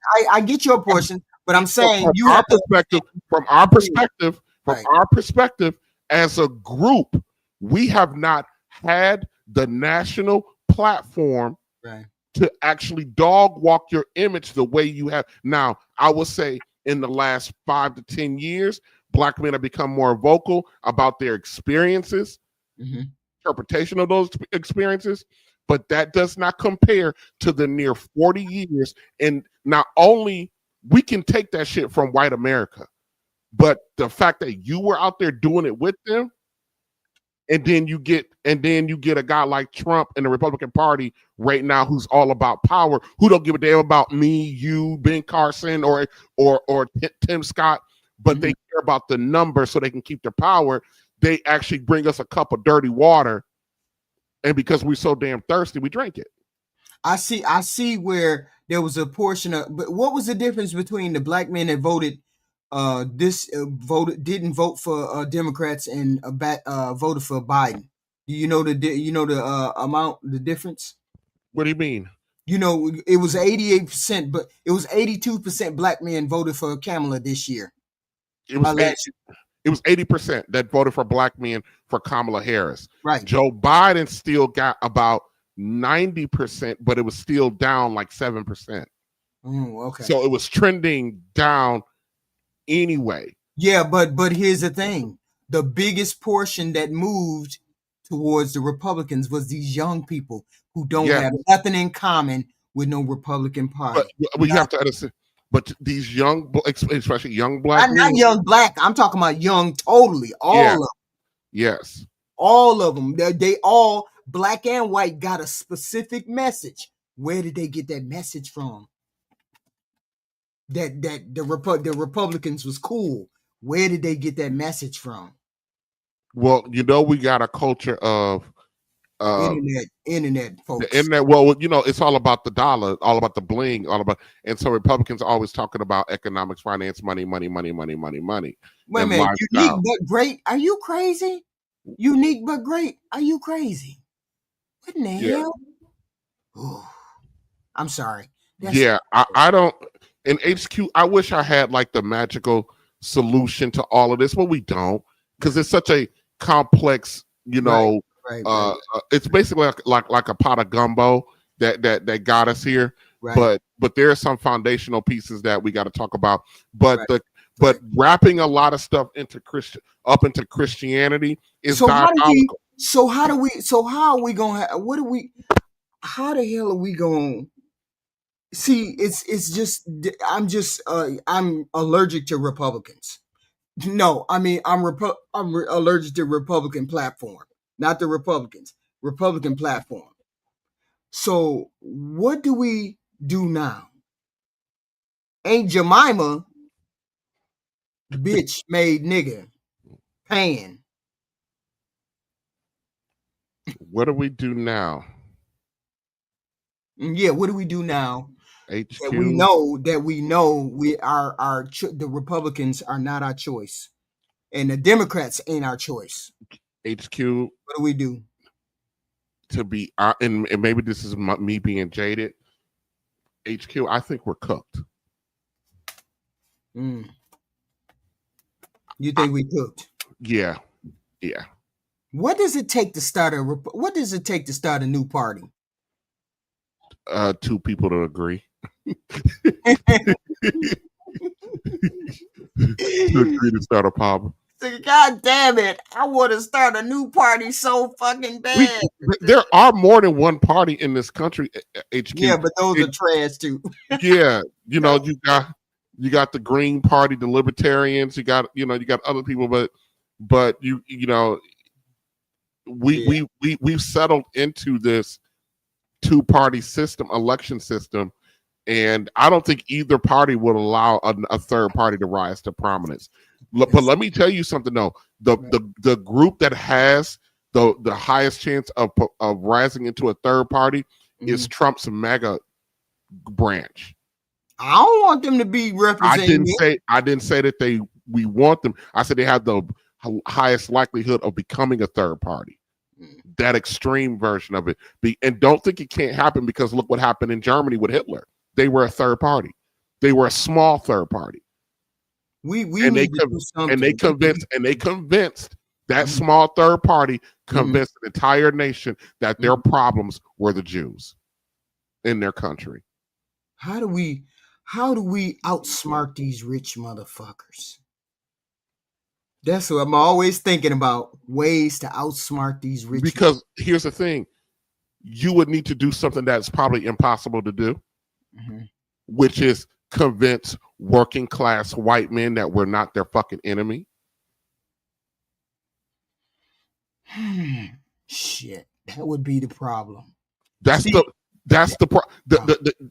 key to their base is working class blue collar white men. Because their wives will go wherever they say they go. Because Obama was elected on the backs of blue collar white women, suburban white women elected Barack Obama, and those same fucking group of women elected Donald Trump because their husbands told them to. You understand what I'm saying? Right. But see, blue collar middle class white men believe everybody that's not them is their enemy because the Republican Party has said so, which is not the truth. They don't understand that their enemy is the damn party that's telling them that everybody else is the damn enemy. See, neither party is representing the poor folks. None. Neither party is representing the poor folks. But the Republican Party has a better messaging for that group than anybody else. Absolutely. And they're tapping into a white man's insecurity. Right. White man's insecurity with black folk or brown folk it's foundational to the country. Right.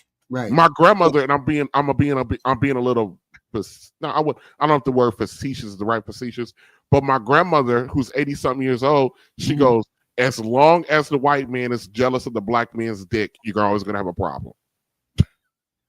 God. My grandmother said that. I was like, what? She said, yeah. So how do we do it? How do we even do it? How do you even because I don't see nothing change. I see people getting what they want out of Washington and us. Do you know what we could afford? We could afford for every person to have decent place to stay. Kids have food. Veterans have housing. The elderly could be. I saw a special the other day of what they do with the Chinese people when they get older and they single and whatnot and they older. They have housing for them. You know, a housing facility where they all stay, a nice neighborhood X, Y, and Z. When they become older, they have places to stay and they don't have to worry about paying no rent because they don't have any money. HQ, let me explain something to you. I don't understand what's going on with this country. Here's why they can get, other folks can get stuff out of Washington and we can't. HQ, you and I won't work together. When I say you and I, listen. You mean women, men and women? They our brown, yes, we won't work together.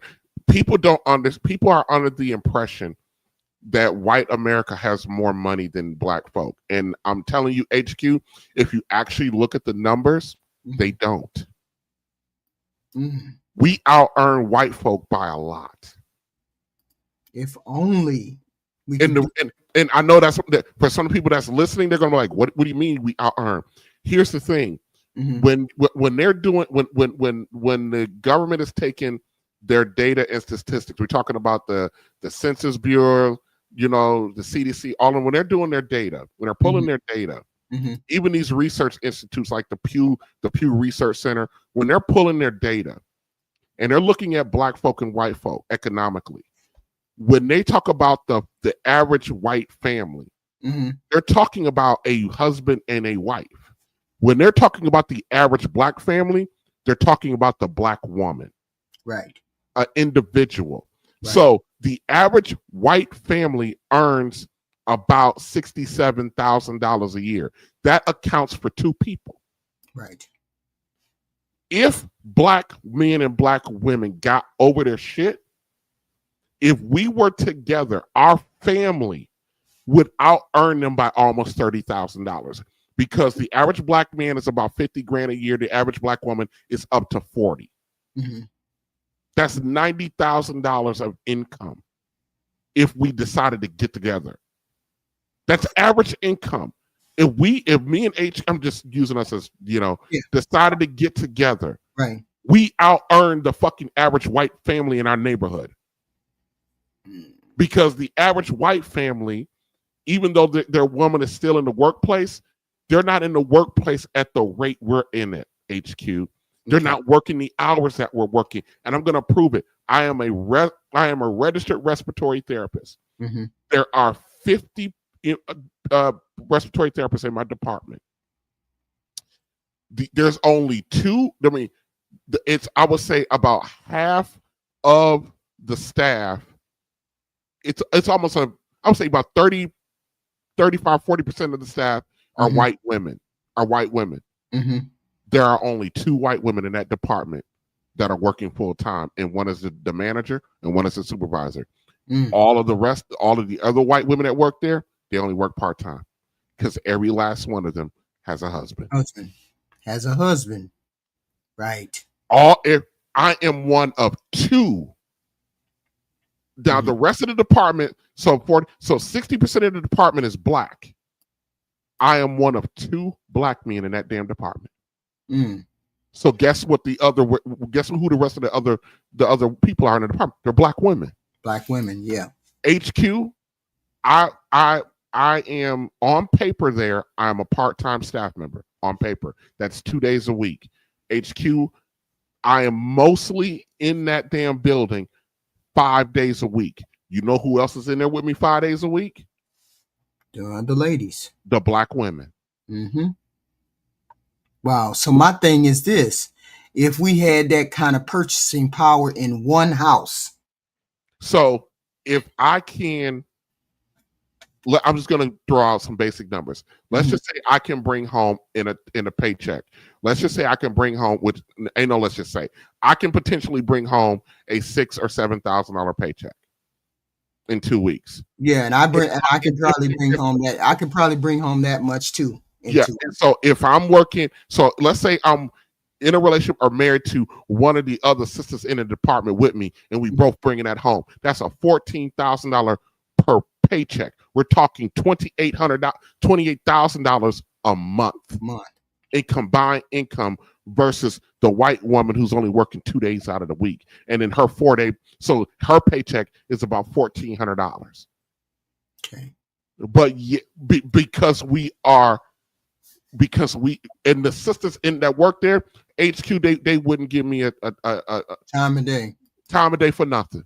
Right. For nothing. And talk to me crazy. I've had them try to separate me from my employment way more than the white women. The white women are fucking nuts on the job. You know what I mean? But if we worked together, if we figured out a way to get over our own shit, right? We get a way to get over our own shit and cooperate with one another. HQ ain't well, first of all, it would scare the shit out of the power structure. They probably will that probably would be the catalyst to start the next damn civil war if black folks started reforming some kind of family unit, because we would outperform them in every measure. But we won't do it. Right. Our women won't cooperate. Our men won't figure out how to get our women to cooperate. We've turned our backs on each other. It ain't just because, yes, a lot of our women are out of order, HQ, but we also, as black men, don't know how to relate to our women anymore either, because we were raised to be separate individuals, and we spend our entire lives warring with each other. Right. And the power of the collective, I don't see how we get past this. See, and it would take years of building unless we just unless there was just like a magic wand that hit everybody's brain that said X, Y, and Z. Short of doing that, I don't see us pulling it together. Not in my lifetime. I just don't see them pulling it together. HQ, I just told you that I can bring in possibly in a paycheck about from working that much. I don't want to be working that much, but from working that much, because I do work that much. Right. There's this young lady. I'm 45. She was like maybe 36. She worked in housekeeping. I thought she was cute, smart. I approached this chick about doing something. This woman told me, "Why would I date you and you working here? You broke like me." Oof. She's a housekeeper. Right. She has no concept. Right. I mean, if it's about money, you know what I mean? Let's say if it's just about the money, and she was worried about the money. She doesn't understand that my one paycheck is more than she make in about 2 months. That's amazing. How you even fix your mouth to even. That's amazing. But see, we dismiss each other. Right. And I tell you every time, white women, they go to school and they go to work to find a damn husband. It is crazy work.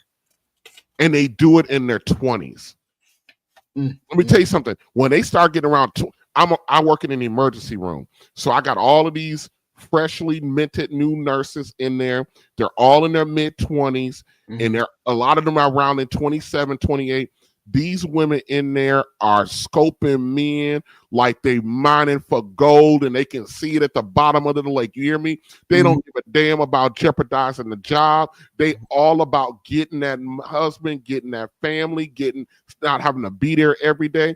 Listen, the charge nurse that runs the ER, she's a white girl. She's 28 years old. She's married to a security guard. You know that security guard don't make no damn money. Sure don't. Last night, this charge nurse was talking to me about the fact that she was going to Chicago, and she was like, "Yeah, I almost." And then as she's talking to me about it, her husband, who works there in the security guard, he's walking up. He's walking up because she's about to get off early because she went to Chicago today, but he's coming to say, because he's going to be there to 7 o'clock in the morning, but she'll be gone by the time he get off work. So he's basically coming to say, have a safe trip, all this. But as he's walking up, she's making a statement to me. Yeah, I almost couldn't go to Chicago because I spent so much money, and my husband, was getting, he just got really upset with me. And then he's walking up and he hears her. And he was like, "You're damn right. She ran through her allowance, and she want to take our money out of our savings account or our joint debit account to go to Chicago." No. She had to return a whole bunch of stuff she got from Amazon so she can afford. This woman out earns that charge nurse out earns this man by 4 or 5 times. And she was sitting there to her husband, listening to him about the finances, and she dog walks him in the income department. He's controlling her income, and God, damn well if that had been the black nurse, she would not be married to no damn security guard. Right. She would rather be married to the dope boy on the street than a damn security guard. Let alone let him control the finances, and you out earn him 3 times. See, we're gonna have to work around. We're gonna have to figure something out. Because this is it. We just going to have to figure something out, because what we're doing is not working. It's not working. It ain't working for none of us. It ain't working. And here's the thing. I'm at the space, we're in this space, this relationship space on Black YouTube. Right. At this point, the men, you're right. The ladies, you're right. Now what? Yeah, that's exactly what I be saying, TJ. Now what? Yeah, our women, they're fucked up. Right. Yes, our women are bringing these low-life men's children to a relationship. Yes, men, we do what we do. Yes, yeah, but we're both out here losing. I've been saying that. That's what got me out of the relationship space, is because I hear one side saying it's your fault. I hear another side saying it's your fault. And I'm be like, now what? Because if you keep saying, here, we ain't getting nowhere. We still standing here. HQ, my mother is 63, 64. Are you in her age range? Are you in her demographic? No, she's older than me about 7-8 years. Okay. So that means, okay. So my generation, and maybe closer to yours, well, you're just a little bit outside of it. My generation is the complete victims of the decisions like our mothers and grandmothers have made. Mm-hmm. We're the complete victims of it. Right. So, but my generation is out here at war with each other about shit that we didn't do. Right. We can fix it, and we've taken up the fight of a generation who fucked us. Right. We've taken up their fight. Right. And we're the victims of it. It's a mess. It's a mess. And that translates to everything you're talking about. Right. The political stuff with how we vote, how we let outside people like Charlie Kirk and his rhetoric influence what we do and how we relate to one another. Because they spoke when you need somebody to speak to you, you listen to these kind of things. When you need someone, and this is how we got a Charlie Kirk. We got our people listening to a Charlie Kirk and listening to these influences that I don't understand what they be talking about. Victim mentality. What's a victim mentality, TJ? Can you explain that to me? I don't understand what that means. That I kind of do because I suffered from it for a while. It's basically whenever there's something that goes wrong, you find another way to blame. You try to blame the external source that instead of looking at yourself and what you did to contribute to it first. And the outcome might be, you were just in a bad situation, but then the victim mentality wouldn't even look at how do I not put myself in a situation where those circumstances come up again. You know what I mean? Even though I didn't really do that to myself, that this was external, but what collective decisions that I made put me here. Somebody with a victim mentality won't even do that. It's just, this happened to me. It's like, have you ever seen somebody or been around somebody and you go, damn, it's always something with you. You know what I mean? Right. Even though it might not be literally their fault, but every time you look up, it's like something. Right. It's always something going wrong. But see, that's not a victim, and that's not really. But I'm talking about, and the fact that they sit around and they always got a reason why something is going wrong. Eventually, hearing, them not figuring a way to stop that cycle. If you're in a pattern where every time you look around, something's going wrong. I get all that. I get what you're saying. Like the victim mentality is a person who would never stop to see if there's something that they're doing.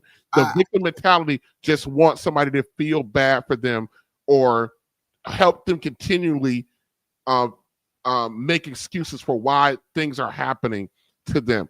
I was in my 20s, even though I was put out in my 20s and just did not have any foundation to handle real life stuff. But every time I looked up, I was either being evicted, or this was happening, or I was losing a job, or this person was doing that, or this person was doing that. Right. I always had a reason why it was happening to me. Even though I think the majority of it was the circumstances, but it wasn't until one day I just said, I'm tired of shit happening to me. So therefore, I'm going to control everything that I output. Yeah, but we understand that not everybody can control everything, right? We understand. I know that, but that's... And we also understand that this victim, now that you explained it to me, now I get it. It's not necessarily saying the victim mentality. See, that's how it was in the beginning when people started saying that. Now I get it's a way to shame people into doing something else. It's a way to shame folks because that's how I process it, because now I get it. I get what you say. And sure enough, you always have something happen to you, blah, blah, blah. I get all of that. But sometimes, what about the people that stuff don't necessarily happen to them all the time? What about the people who they specifically call victims? You always crying victim. What specifically do they say that a person is always calling victim to? On the right is always saying something to black people, saying you're always calling victim. What are they talking about there? That's what I want to know. Well, that's a dog whistle to we always claiming racist. Somebody's racist against us. Or somebody, and even though it is racist and to a certain regard, and 9 times out of 10 it is racist. Yes, it's a way to shame us into saying it's a tactic for us to accept it, right? Yes. And not do nothing That's about what it. I thought. Yeah. But there are people who have a true victim mentality who won't try to figure out a way to figure it, even within the context of it being racist. Like in my department, the two white women, the supervisor and the manager, are some of the most racist people I've ever worked for. Mm-hmm. But and they tried stuff with me because I know what they are, I know what they're doing, I know they're trying to quote unquote victimize me. Mm-hmm. I use the system against them. We're not racist. We can't be racist. I said racist. Them. No, yeah. I'm saying that to somebody in the chat. Yeah. Critical says black people are racist. No, we're not racist. No, we can't be. We can be prejudiced. We can be bigoted. We can be bigoted. We can be prejudiced. We can be bigoted. We cannot be racist. Racist is a power structure. We have none of that. Right. So learn your words, sir. Learn your words. But I learned y'all think accountability is racist. But see, here's the thing about the quote unquote victim mentality, HQ. Of course. Is that me letting those women do things to me and me knowing they're doing it, mm-hmm. and me not trying to do nothing to mitigate that. Mm-hmm. And then something happens to the job, I'm blaming them. But yet I had a whole buffet of options that I did not seek to mitigate it. And all I want to do is just blame them because I lost the job. You know what I mean? That's can be considered a victim mentality. Well, TJ, did you do this? Did you do that? Did you do this? Did you do that? Well, you got critical. You got critical in the thing saying something about retarded definition that you gave. What was that about? Because some people don't. Because a lot of conservatives have convinced some black folk, HQ, that racism, it has nothing to do with a power structure. So therefore, you using the definition that that we can't be racist because it's a power dynamic. Right. The right has convinced a lot of people that being a racist has nothing to do with power, and it does. Right. That's it. Racist, a lot of police, the institution itself, it's racist. It's power. It's unchecked power. Right. Institutional racism. A lot of people don't believe, but it's the truth. But just because it's there, that doesn't mean that you have to accept being victimized by it. There's something you can do. There's something you can do about it. You know what my whole thing is, when people know about it, when white folks know about it and they don't do anything about it. Those are the white people that I have a problem with. When I know that they know that there's something wrong, but you don't do nothing about it. Let me tell you who knows black folk better than black folk. White folk. They know us better than we know us. They are in the business of niggerdom. That's their business. They know how we think, how we're gonna react, what to do. They know what buttons to push. They know what motivates us. We are the HQ. I tell people this all the time. We are the most studied group of people in this country. Mm-hmm. We are a walking, talking, living, breathing case study of what to do and not to do. Right. And so that's why I don't get a lot of white folk a pass when they talk about they don't understand or policing, when they talk about they need retraining. No, they don't. They know what they're doing. And they can't tell me they don't see systematic racism. They do because they created it. Right. So those are the white people I have a problem with. When you see that shit and you know this happening and you don't do anything about it. Because it doesn't affect them. And that's the problem, because it doesn't affect you. Yet you don't want to address the fact that there's racism or systematic racism. There's systematic racism in this country. It just is what it is. I can overcome it. I can overcome the obstacles that you put in my way.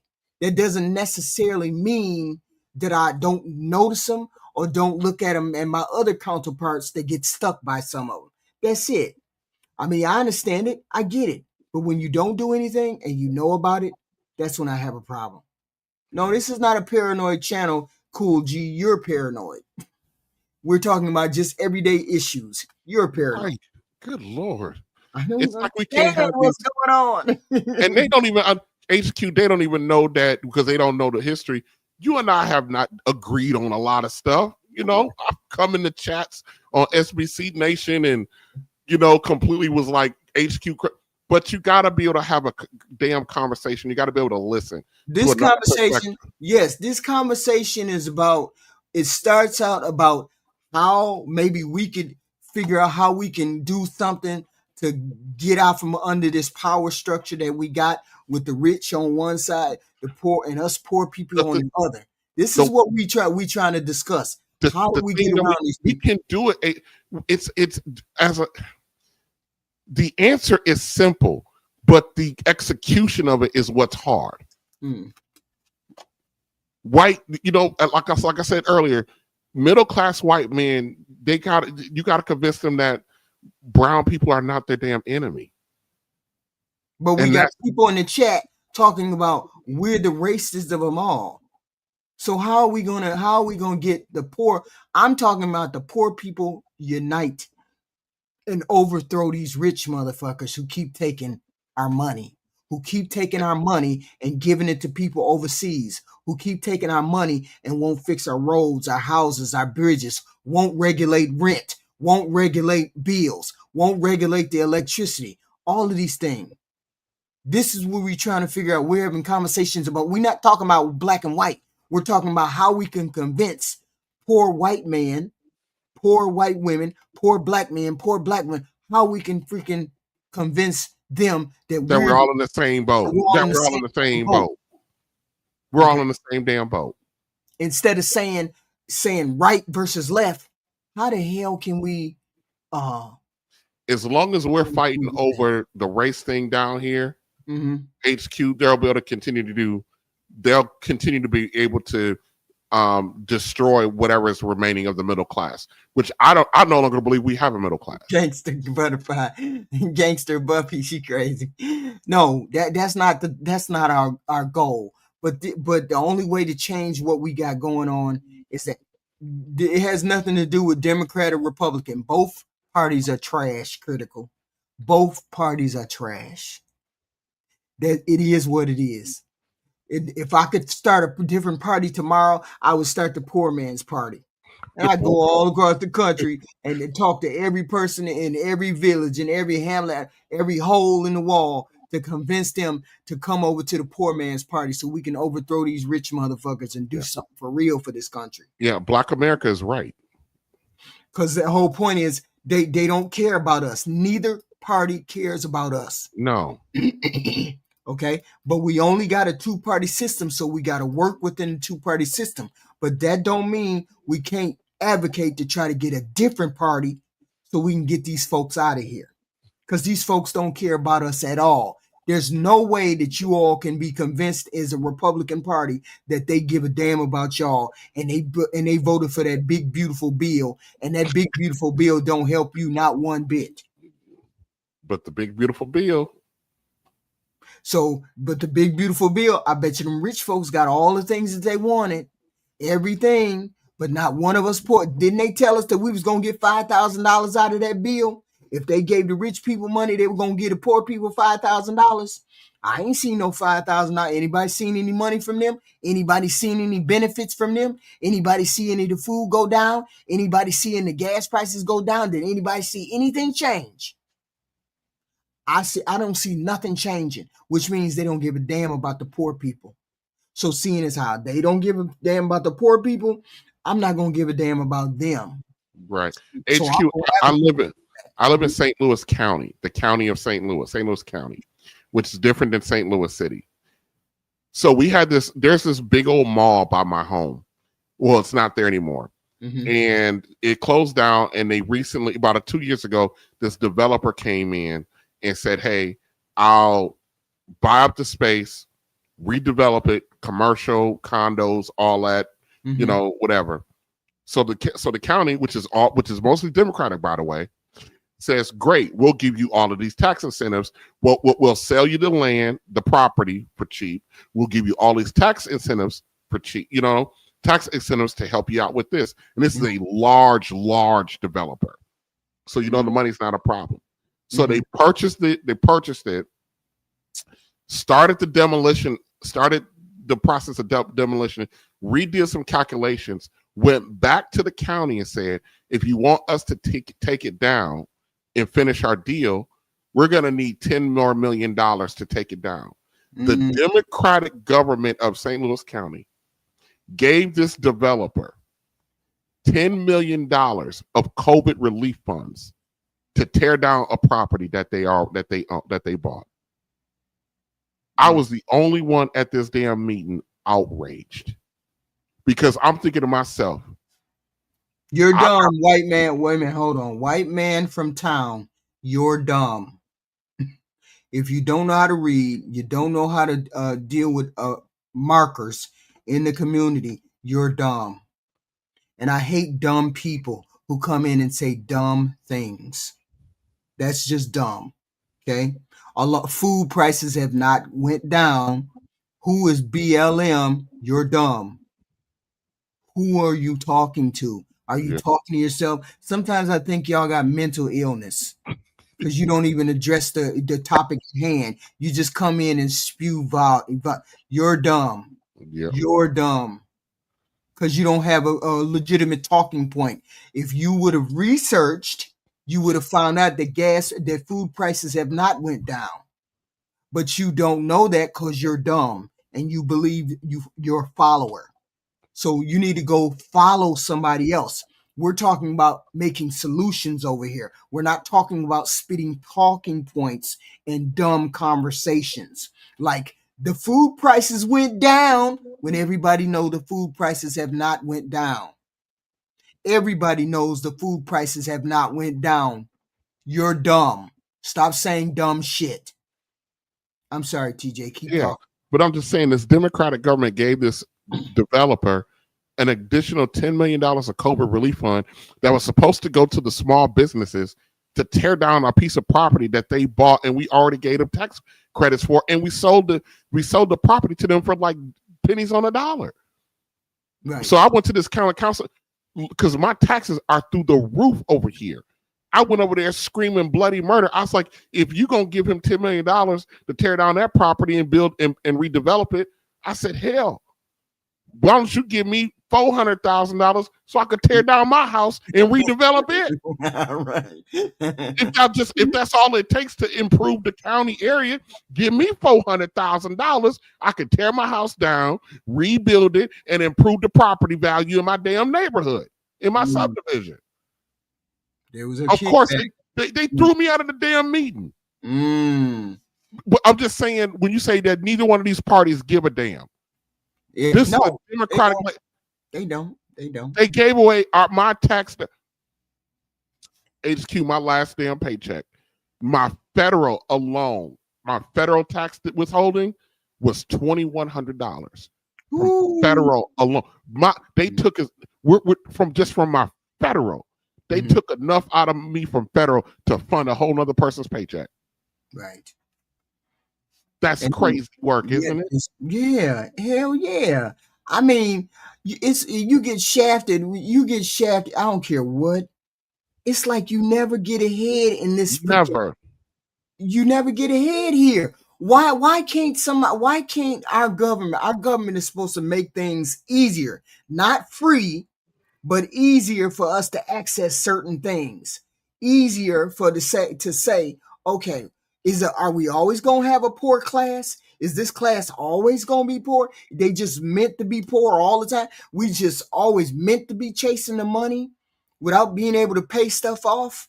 I don't understand why we can't figure out a way to get around to help poor people or help people, middle class people. I just don't understand that. Not at all. And we have the right on the right hand side. That pissed me off when they passed that damn big ass bill. They pissed me off. Beautiful bill. Because you took away from it. It's a different story if you just gave tax cuts to the rich. But you cut poor people off of that bill too. You cut stuff off of those poor people. And it had nothing to do with nothing to do with them having fraud, waste, and abuse. That's for the goofies out there. They didn't find where's Doge in this fraud, waste, and abuse money? Somebody please explain to me, what did Elon do with that fraud, waste, and abuse money? He pumped that crap back into his company. Right. He pumped that crap back into his company. You ain't heard nothing about that money, have you, goofies, for voting for that bill? Because it was not about fraud, waste, and abuse. It was about getting enough money cut out of the budget so they could give tax breaks to the rich people. Now, the rich people ain't giving you shit. I ain't seen nobody passing no money down in no jobs. Y'all got extra money? Anybody getting any kind of bonuses? Anybody getting any extra overtime? Ain't nobody doing no overtime. All of that's cut off. The farmers is fucked up in the game. Where is we winning at? I don't understand where you think we winning at. This is a catastrophe. This administration is a catastrophe. And black folk better look. We're going to be the first ones that get steamrolled by all this because we won't work together. The black men and black women, we won't find a way to work together. Right. We won't HQ. We won't, because first of all, we would need to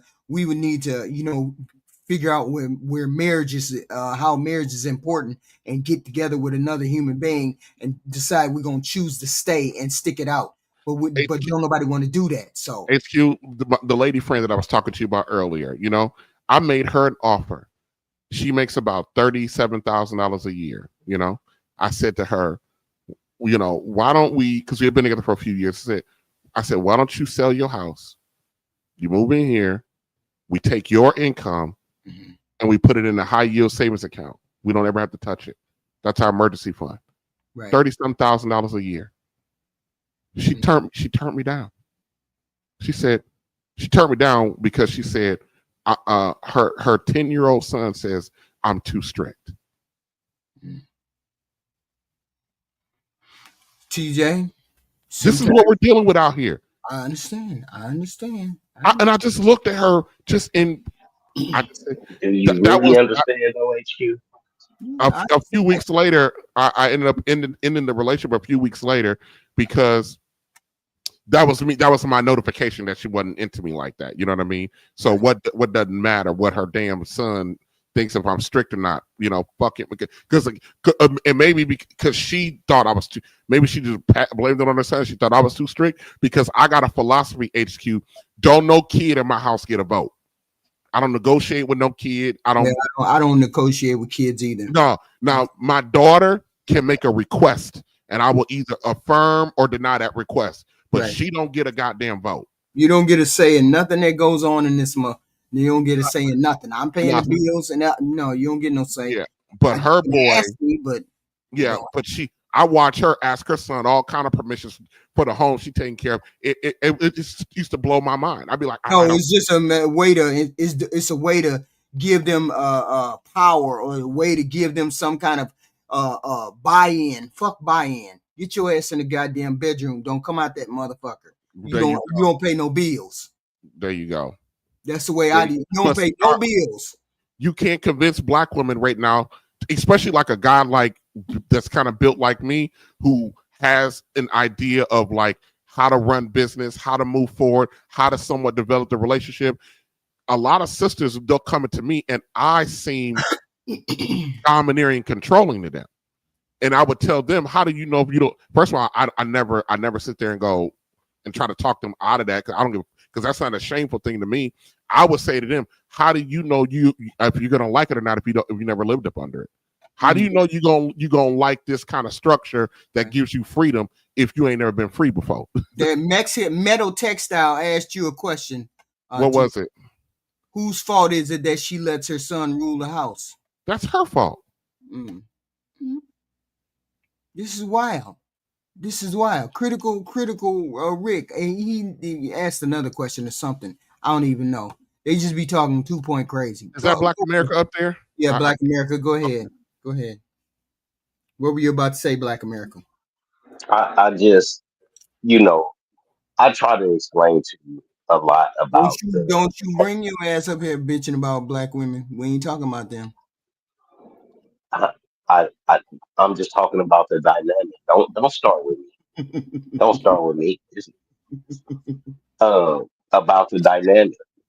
Okay. And you keep giving us pushback, saying no, it can't be like this. And I'm telling you, for our generation, it was different.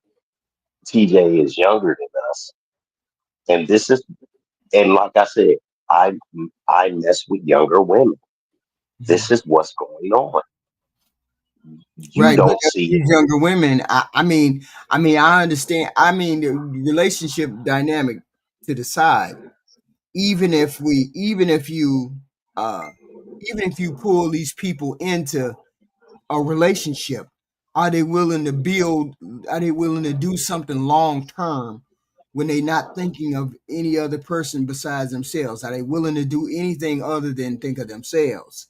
And we need to think as a collective group and say, wait a minute, you said something in the chat. What was that when we said we wanted to think collectively? What were you saying? As far as there is no collective. There is no collect. I'm driving, you're in the passenger seat. That's all it is to it. But No, you I'm talking want about in terms of a political power or some kind of political structure or some kind of voting block where we vote together, that kind of thing. I'm talking. you're not going to vote like I want you to vote. You want to have say. Yeah, of course I have say. I have my own individual vote. The whole point is but you're not supposed to. You're supposed to vote how I vote. No, that's not. You don't. That's why. And that's why we'll never get along.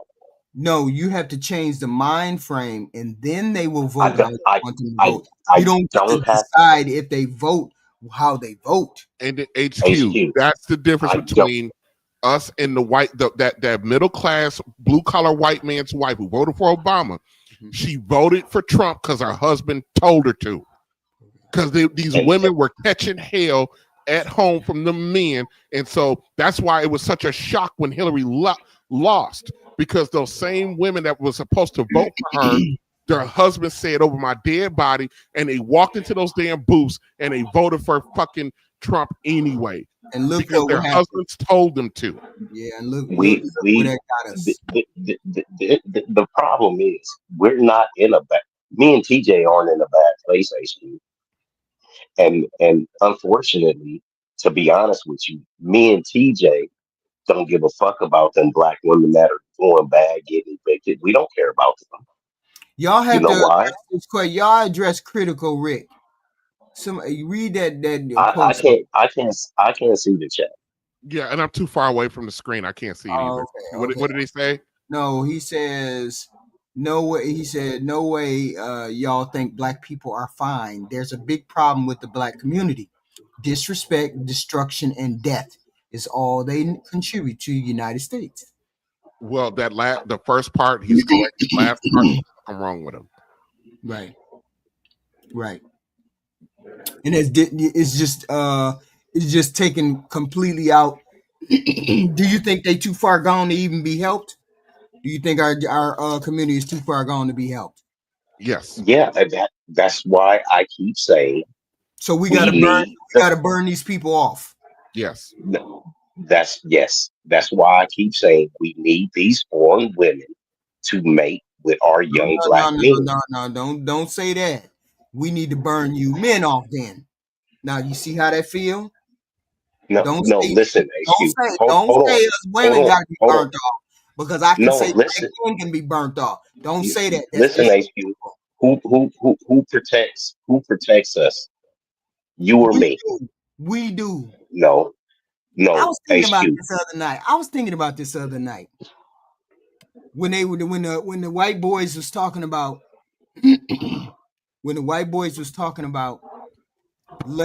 telling Trump to let these white men loose into these neighborhoods and they would clean up the neighborhoods.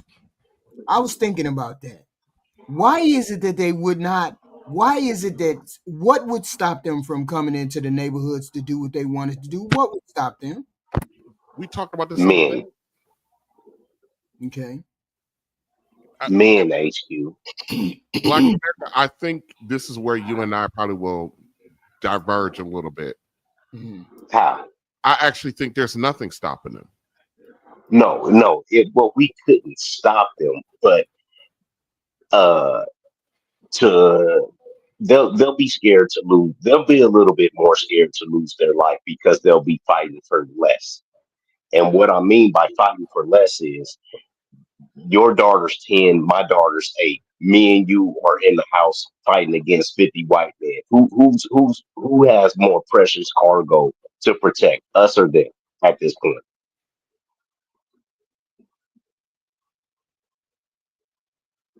I'm assuming us. Yeah, and that's what I'm saying. So we're going to fight harder because we're fighting for a purpose. You see what I mean? If go ahead. Now here HQ. I kind of get the question, and here's where I side on this. Take if random white men want to come into our neighborhoods and police our neighborhoods or quote unquote clean it up, that will be a bad day for them. Now, but if we're talking police force, military, we're going to get slaughtered. But yeah, we'll be slaughtered at that point.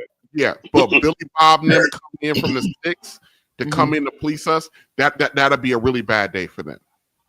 Because we got what explain to her why though, TJ. Explain to her exactly why. Because we got what they got, and we are, and it just will be a bad. We got too much anger. We got the same firepower, and we got the same resolve, and we just got too much anger. That we would love for that to happen. Actually, HQ. If random Billy Bob from his neighborhood in the sticks and from the suburbia want to march their ass into quote unquote black neighborhoods to quote unquote clean it up, that will be an epic annihilation of them. Now, if they brought in military policing to do it, we would get slaughtered. They got more resources. Yeah, it wouldn't last. It wouldn't last a day. But once again, but if average Joe Blow white man who just got something to get off his chest or thinking that the South will rise again, that will be a bad day for him and his family. Well, according to who was the Air Descartes, he said just a matter of time before the right-wing terrorist groups dudes come in and start hunting people. They've been looking to do that for years. Let them come on in. But HQ, this is what I'm telling you. Me and TJ don't have a problem with that. You have a problem with that. Me and TJ are on the wish a nigga would. You are like, no. I know. I don't want to have a civil war. The only reason because I know I know what the outcome would be. We would all lose. The whole thing about it is we all live in mixed communities, right? There is no except for if you're poor.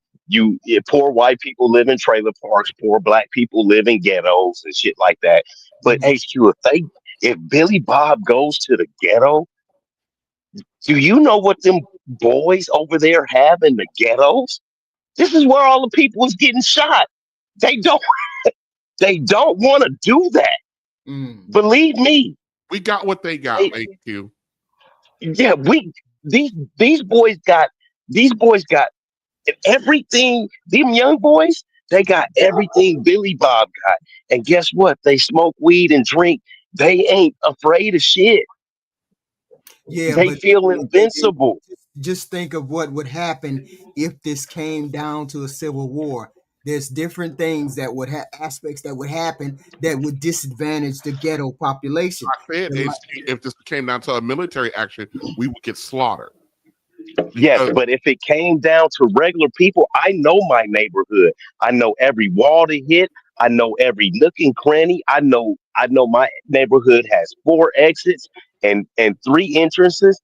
I know my neighborhood. You don't know my neighborhood. You would be annihilated in my neighborhood. Yeah, even walking down the street.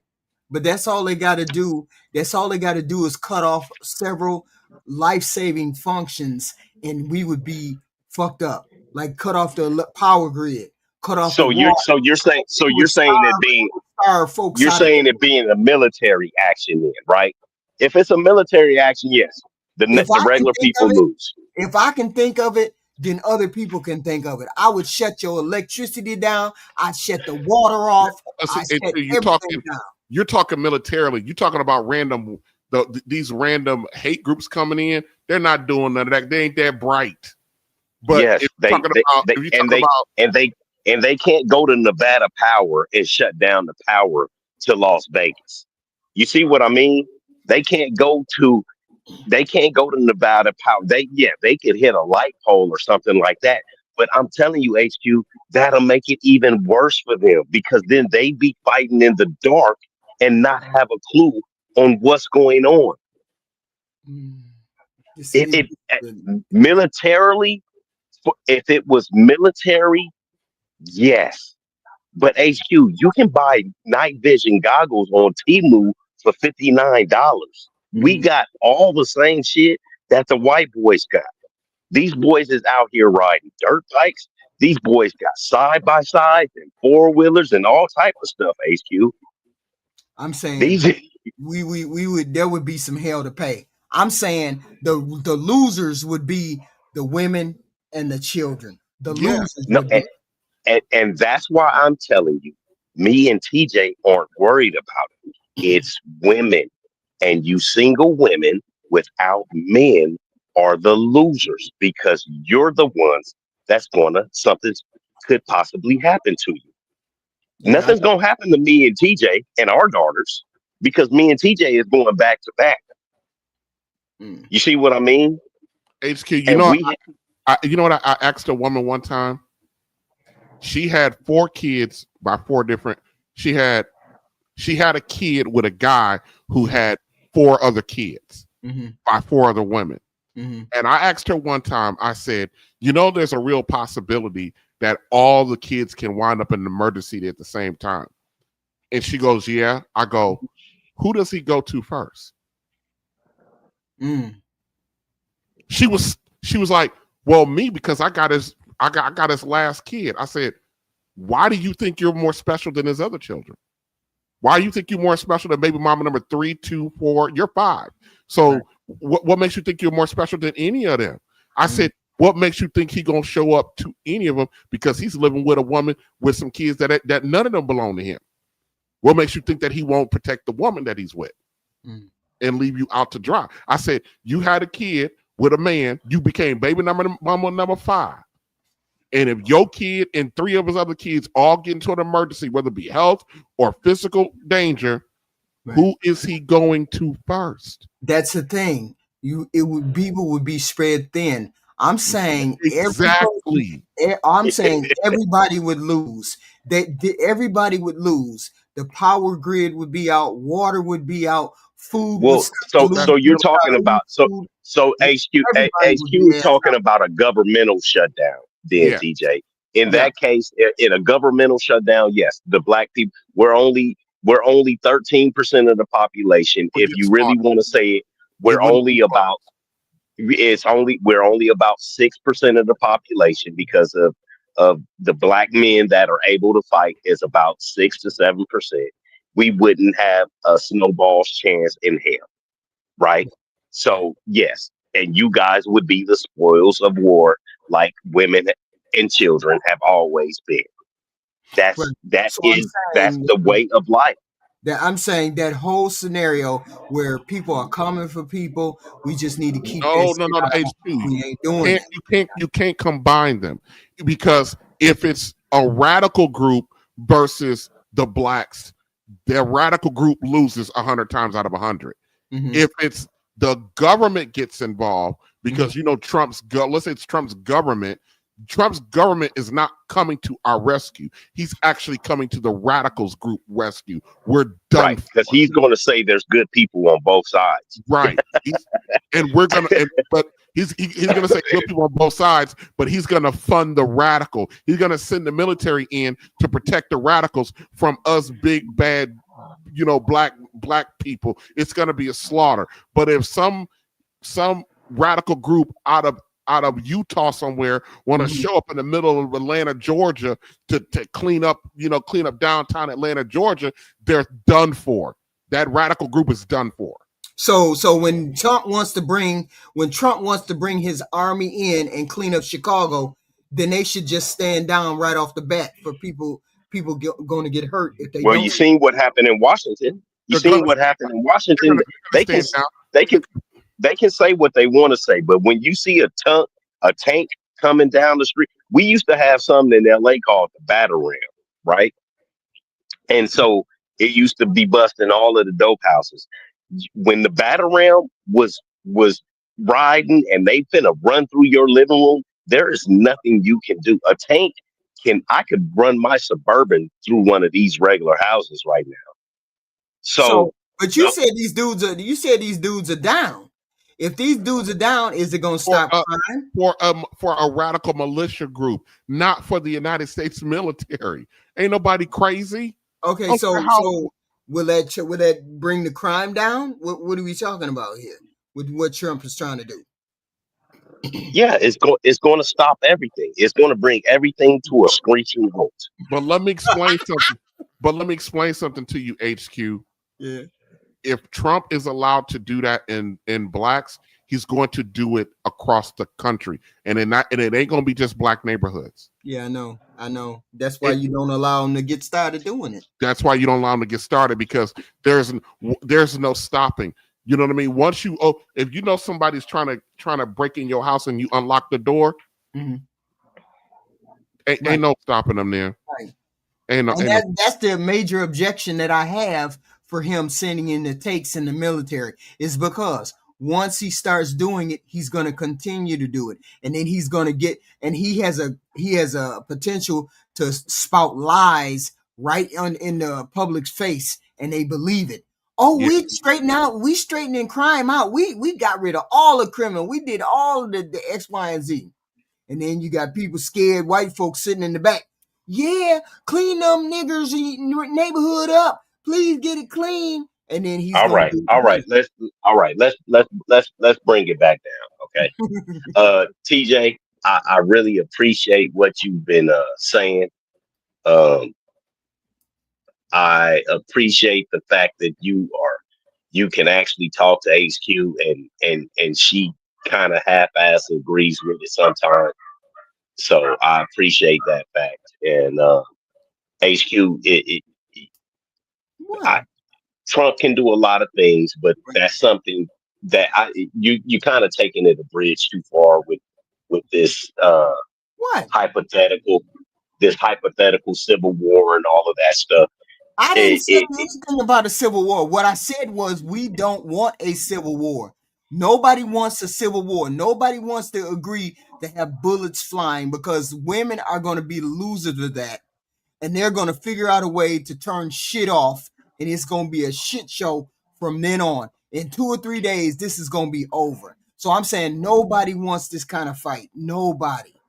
Well, and I understand that. And it will, with our country, with the way the 3-tier system is set up, where it would have to go through Congress to Senate and all of that, they would not allow anything like that. Shit, So wait a let's minute. He sent it in the tank. Didn't he send Black it in the America, tank from Maryland? I would be very hesitant to say what they won't do, especially when Trump's government controls every branch of the government right now.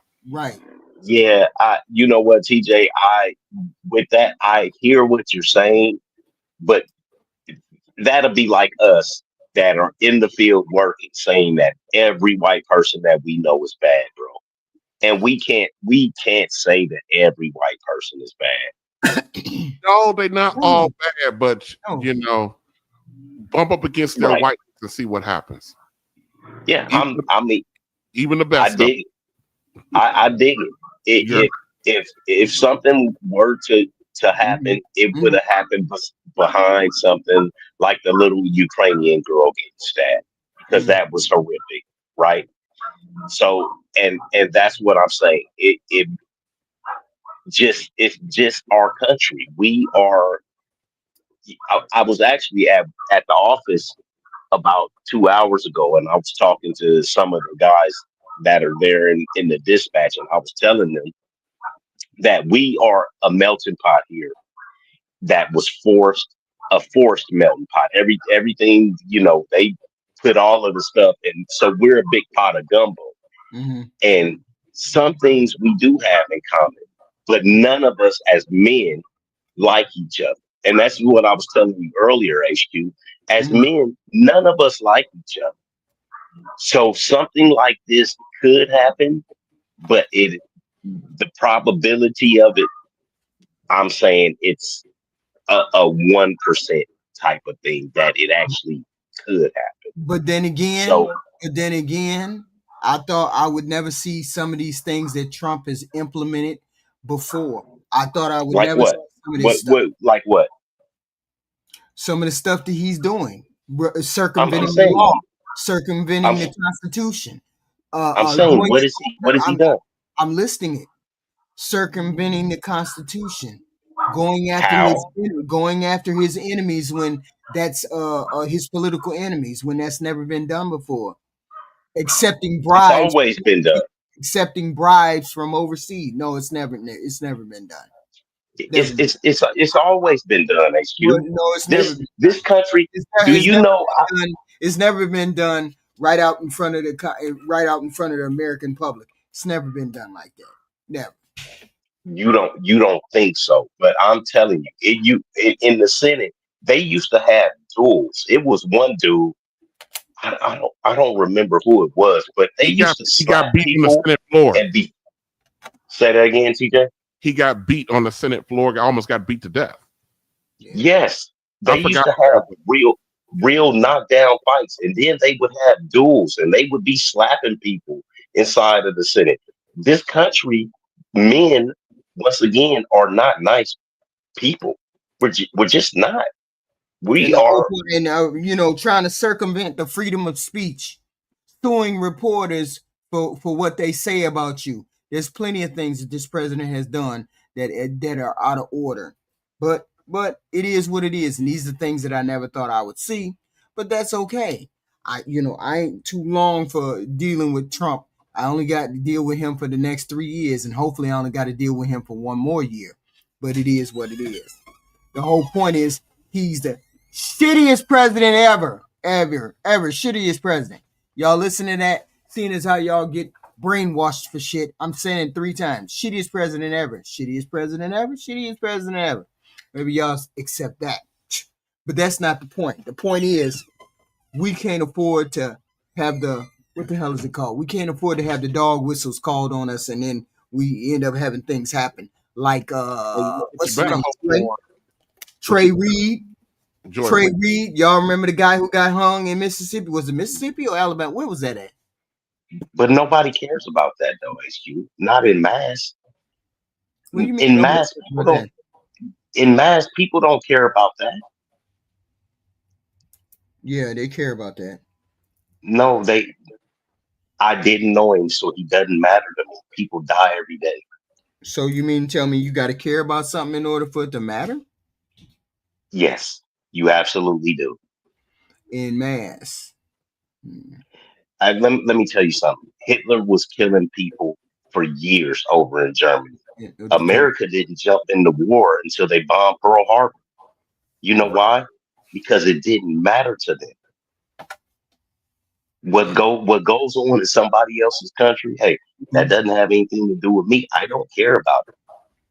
Once Yeah, they but I bomb don't, I Pearl don't care Harbor, about what goes on. I don't care what goes on in other countries either. I care about what goes on in these countries. This hey, country. so what I'm saying is, if it happens in another state and I don't know the person, I got my own life and my own stuff going on. That's why I I don't said, care about I said that. I said I am built differently.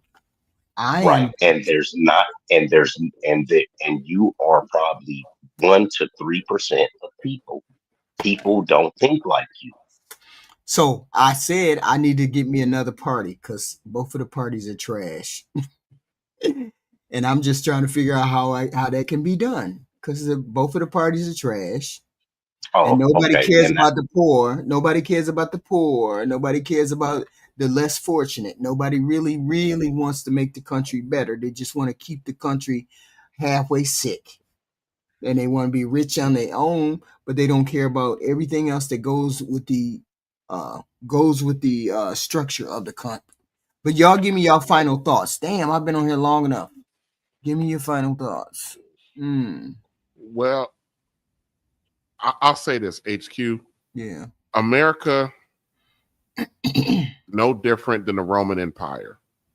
It's no Yeah, different. I'm trash too, Critical Rick. I'm trash too, just like you trash. We know you trash. America is no different than the Roman Empire. One day we're going to fall, and it's going to be internally. Mm-hmm. And we're seeing the we're seeing it in real time right now. Whether we be around for that when it actually collapses, but it's going to collapse. It's what's happening in this country is not sustainable. Mm-hmm. It's not sustainable. Mm-hmm. I wish I had a real succinct answer for you because most men, we want to be able to solve a problem. And one of the frustrating things to do to frustrate a man is give him a problem that he can't solve. Mm-hmm. Then he gets frustrated. So there's like a series of steps that we can take, HQ, to make it better, but I don't know if we are built for that anymore. I mean, I think I do not believe it is. I don't think that Black family and structure as we remember it historically will ever be the case again in this country. Yeah, but I'm thinking of I'm thinking of a bigger. I'm thinking of not necessarily black and white. I'm thinking of rich and poor. I can't think in terms and of because it is a class thing. I think it's an economical class warfare here, but we're stuck fighting a war that we're being told to fight while they're up there, stealing our pockets. They're robbing us blind while we're down here fighting an unnecessary fight. Right. And then we're helping them rob us by not doing the things that we need to do to get to be together as well. Mm-hmm. One of the So I don't, I really don't know what the ongoing discussion that we got to have. Yeah, we got to do. And then you got to we're going to convince a whole nother generation of people of Blacks that you got to get together. We also have to convince white men to that we're not their fucking enemy. Right. Yes. But how do you do that when I don't know, when they got a whole machine and a whole history that tells them that we are? Yeah. We ain't never done nothing to no white person. If we were gonna do something to white people, we would have done it already. So why they so angry? Why y'all so angry? I don't understand. Why y'all so angry? Why are the white people so angry with us black people? Because men are mean people. White folk believe that they all believe that they should be rich aristocrats, and they're not rich aristocrats because us Negroes have gotten in the way, and now it's the migrants have gotten in their way because the upper class, the ruling class, have convinced the poor white man that the people that's in the same boat he's in is standing in his way. So he's angry about that. He's angry, and he's angry that TJ rides up with I don't have this, but I'm riding up with an S class, and he riding around in a '84 Ford pickup truck that's backfiring. And he's, how do you convince that? I don't understand. Somebody said the other day, why are white people angry with us? We don't control it. You got the White House, you got the Senate, you control the food, you control the imports, you control politics, you control the universities. You They don't get believe rid of DEI, got rid of affirmative action. You're getting rid of the immigrant. You got all the things that you want. You still worried about the black man. I don't understand. You get all the things that you want. My grandmama said it's because You're of the worried about the black man. My grandma says it's because of the meat. So I don't know. I just don't understand it. I don't either. Understand it. This is crazy. Black America. So I got a little pushback for TJ. There is an absolute way to fix it. The problem is the resolve of us as men not turning our backs on our women because we love them so much. Wait a minute. Hold on. White man from town. White man. Out of all the shit that black people could or would have did, it don't compare nothing to you all keeping black folks in the cages. It don't compare to nothing when you look it up, when you put it up against the white man keeping black men in cages. So stop it. It's never going to be equal. But we're willing to put the shit down. But y'all won't let it be put down. That's the problem. Keep going. I'm sorry, Black America. Keep going. White man from town. Do you know what that's from? That's from a movie called Thinner. It was a good movie. White Man from Town. It's from a movie called Thinner. It was great. Stephen King. But so we don't have the resolve to turn our backs on our women and cut them off completely to make them beg to come back and be up underneath us. No dinners, no changing tires, no helping them with plumbing, no doing anything for them. So it's an experiment that has been ran a bunch of time with mice. And what you said, TJ, I totally agree with it about the Roman Empire. And when things get too good for people, that's when society collapses. The same thing happened with this mice colony. They gave them all of the food and everything, and the hay and everything they want, and their population went up, and then it capped off, just like ours is capped off now. And then they all just died because they stopped breeding, they stopped mating, they stopped doing everything that was in their nature to do because everything was so good to them. And I see that with our women right now. We still want our women, but just like you were saying previously about the young lady that you was trying to date, you're not good enough for her. Even though, if you ask me, I think you're 10 times too good for her. You see what I mean? So I was telling HQ earlier, we already have chose you. It's up for you guys to pick us. And with social media and everything now, there's just no choosing us regular blue collar hard working men anymore. So society will fall. Well, our society will fall. This is why they stopped AB. You always talk about this AB HQ.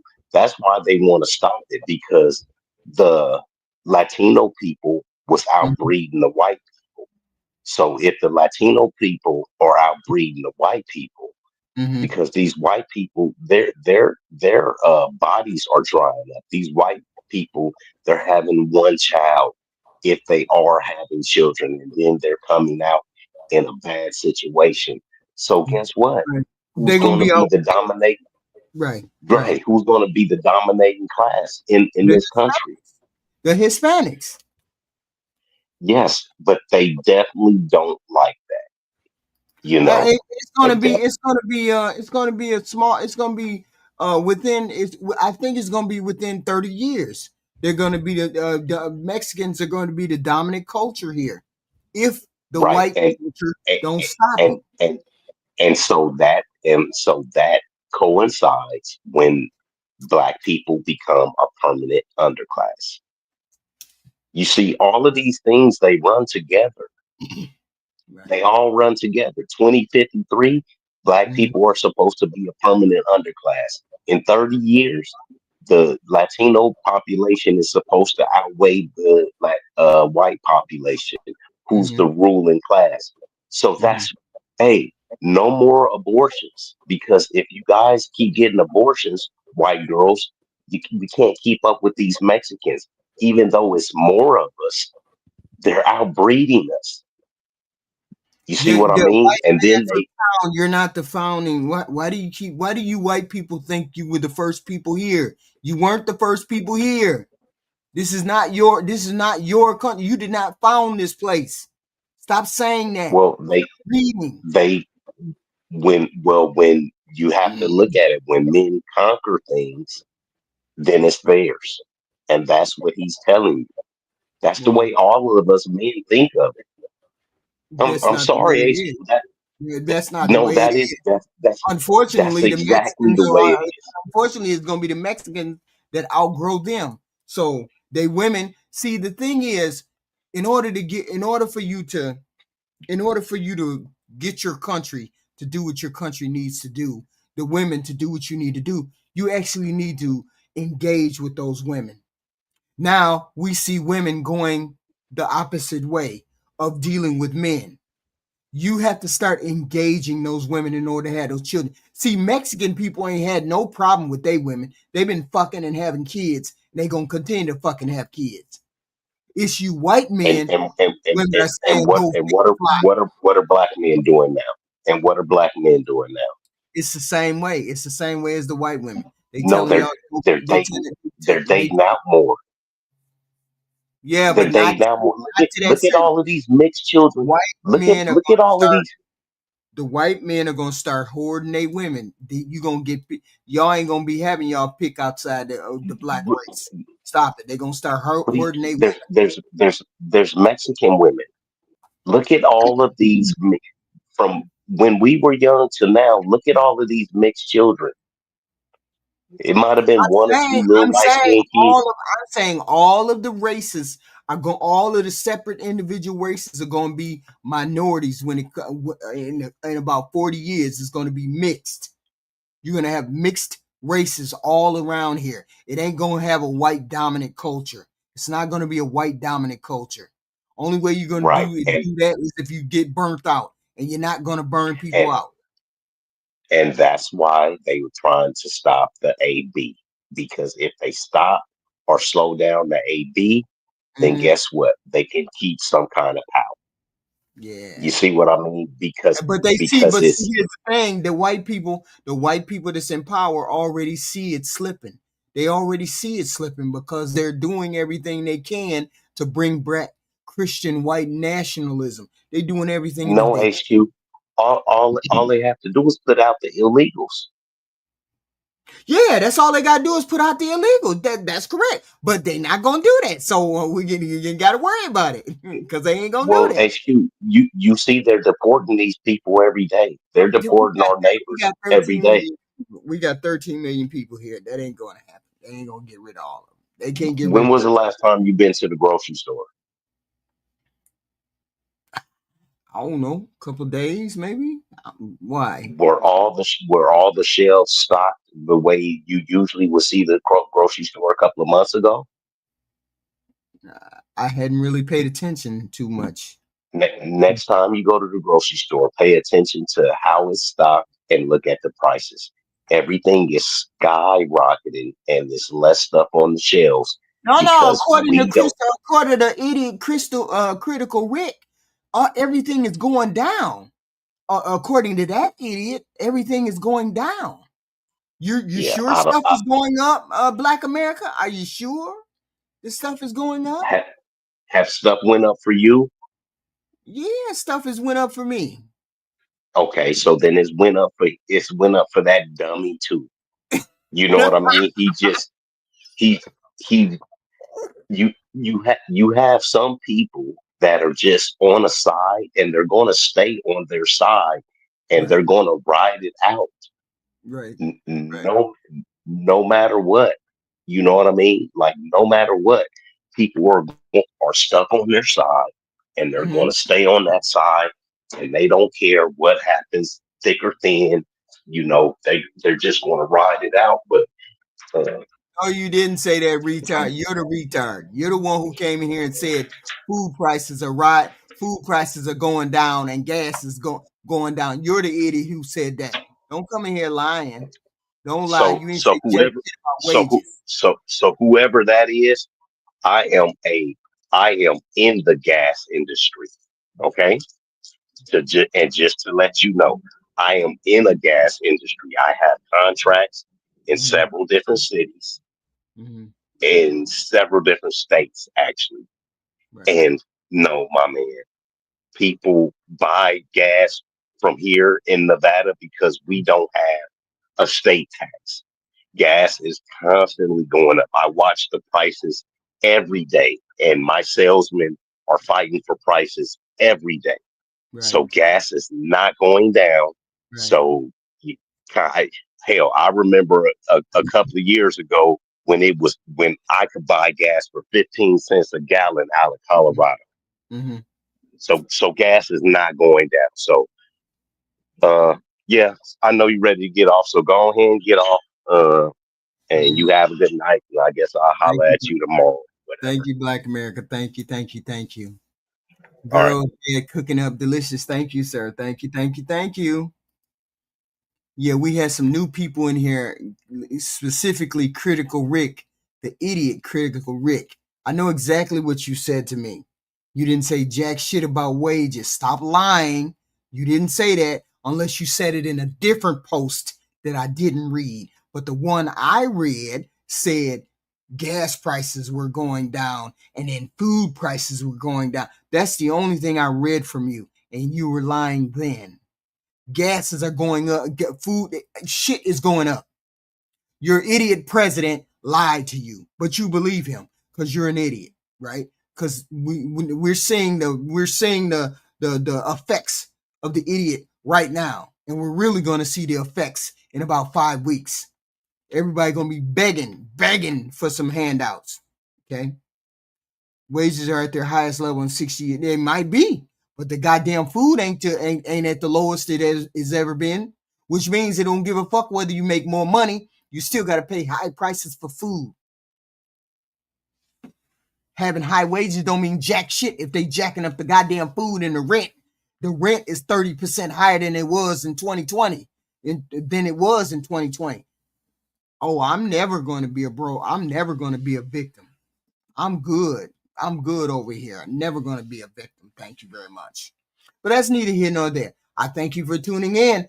Click the like button up or down. Don't give a fuck. Do one or the other. Come back tomorrow. Don't give a fuck if you do or you don't. But I got to go because I got things to do in the morning. I see y'all then.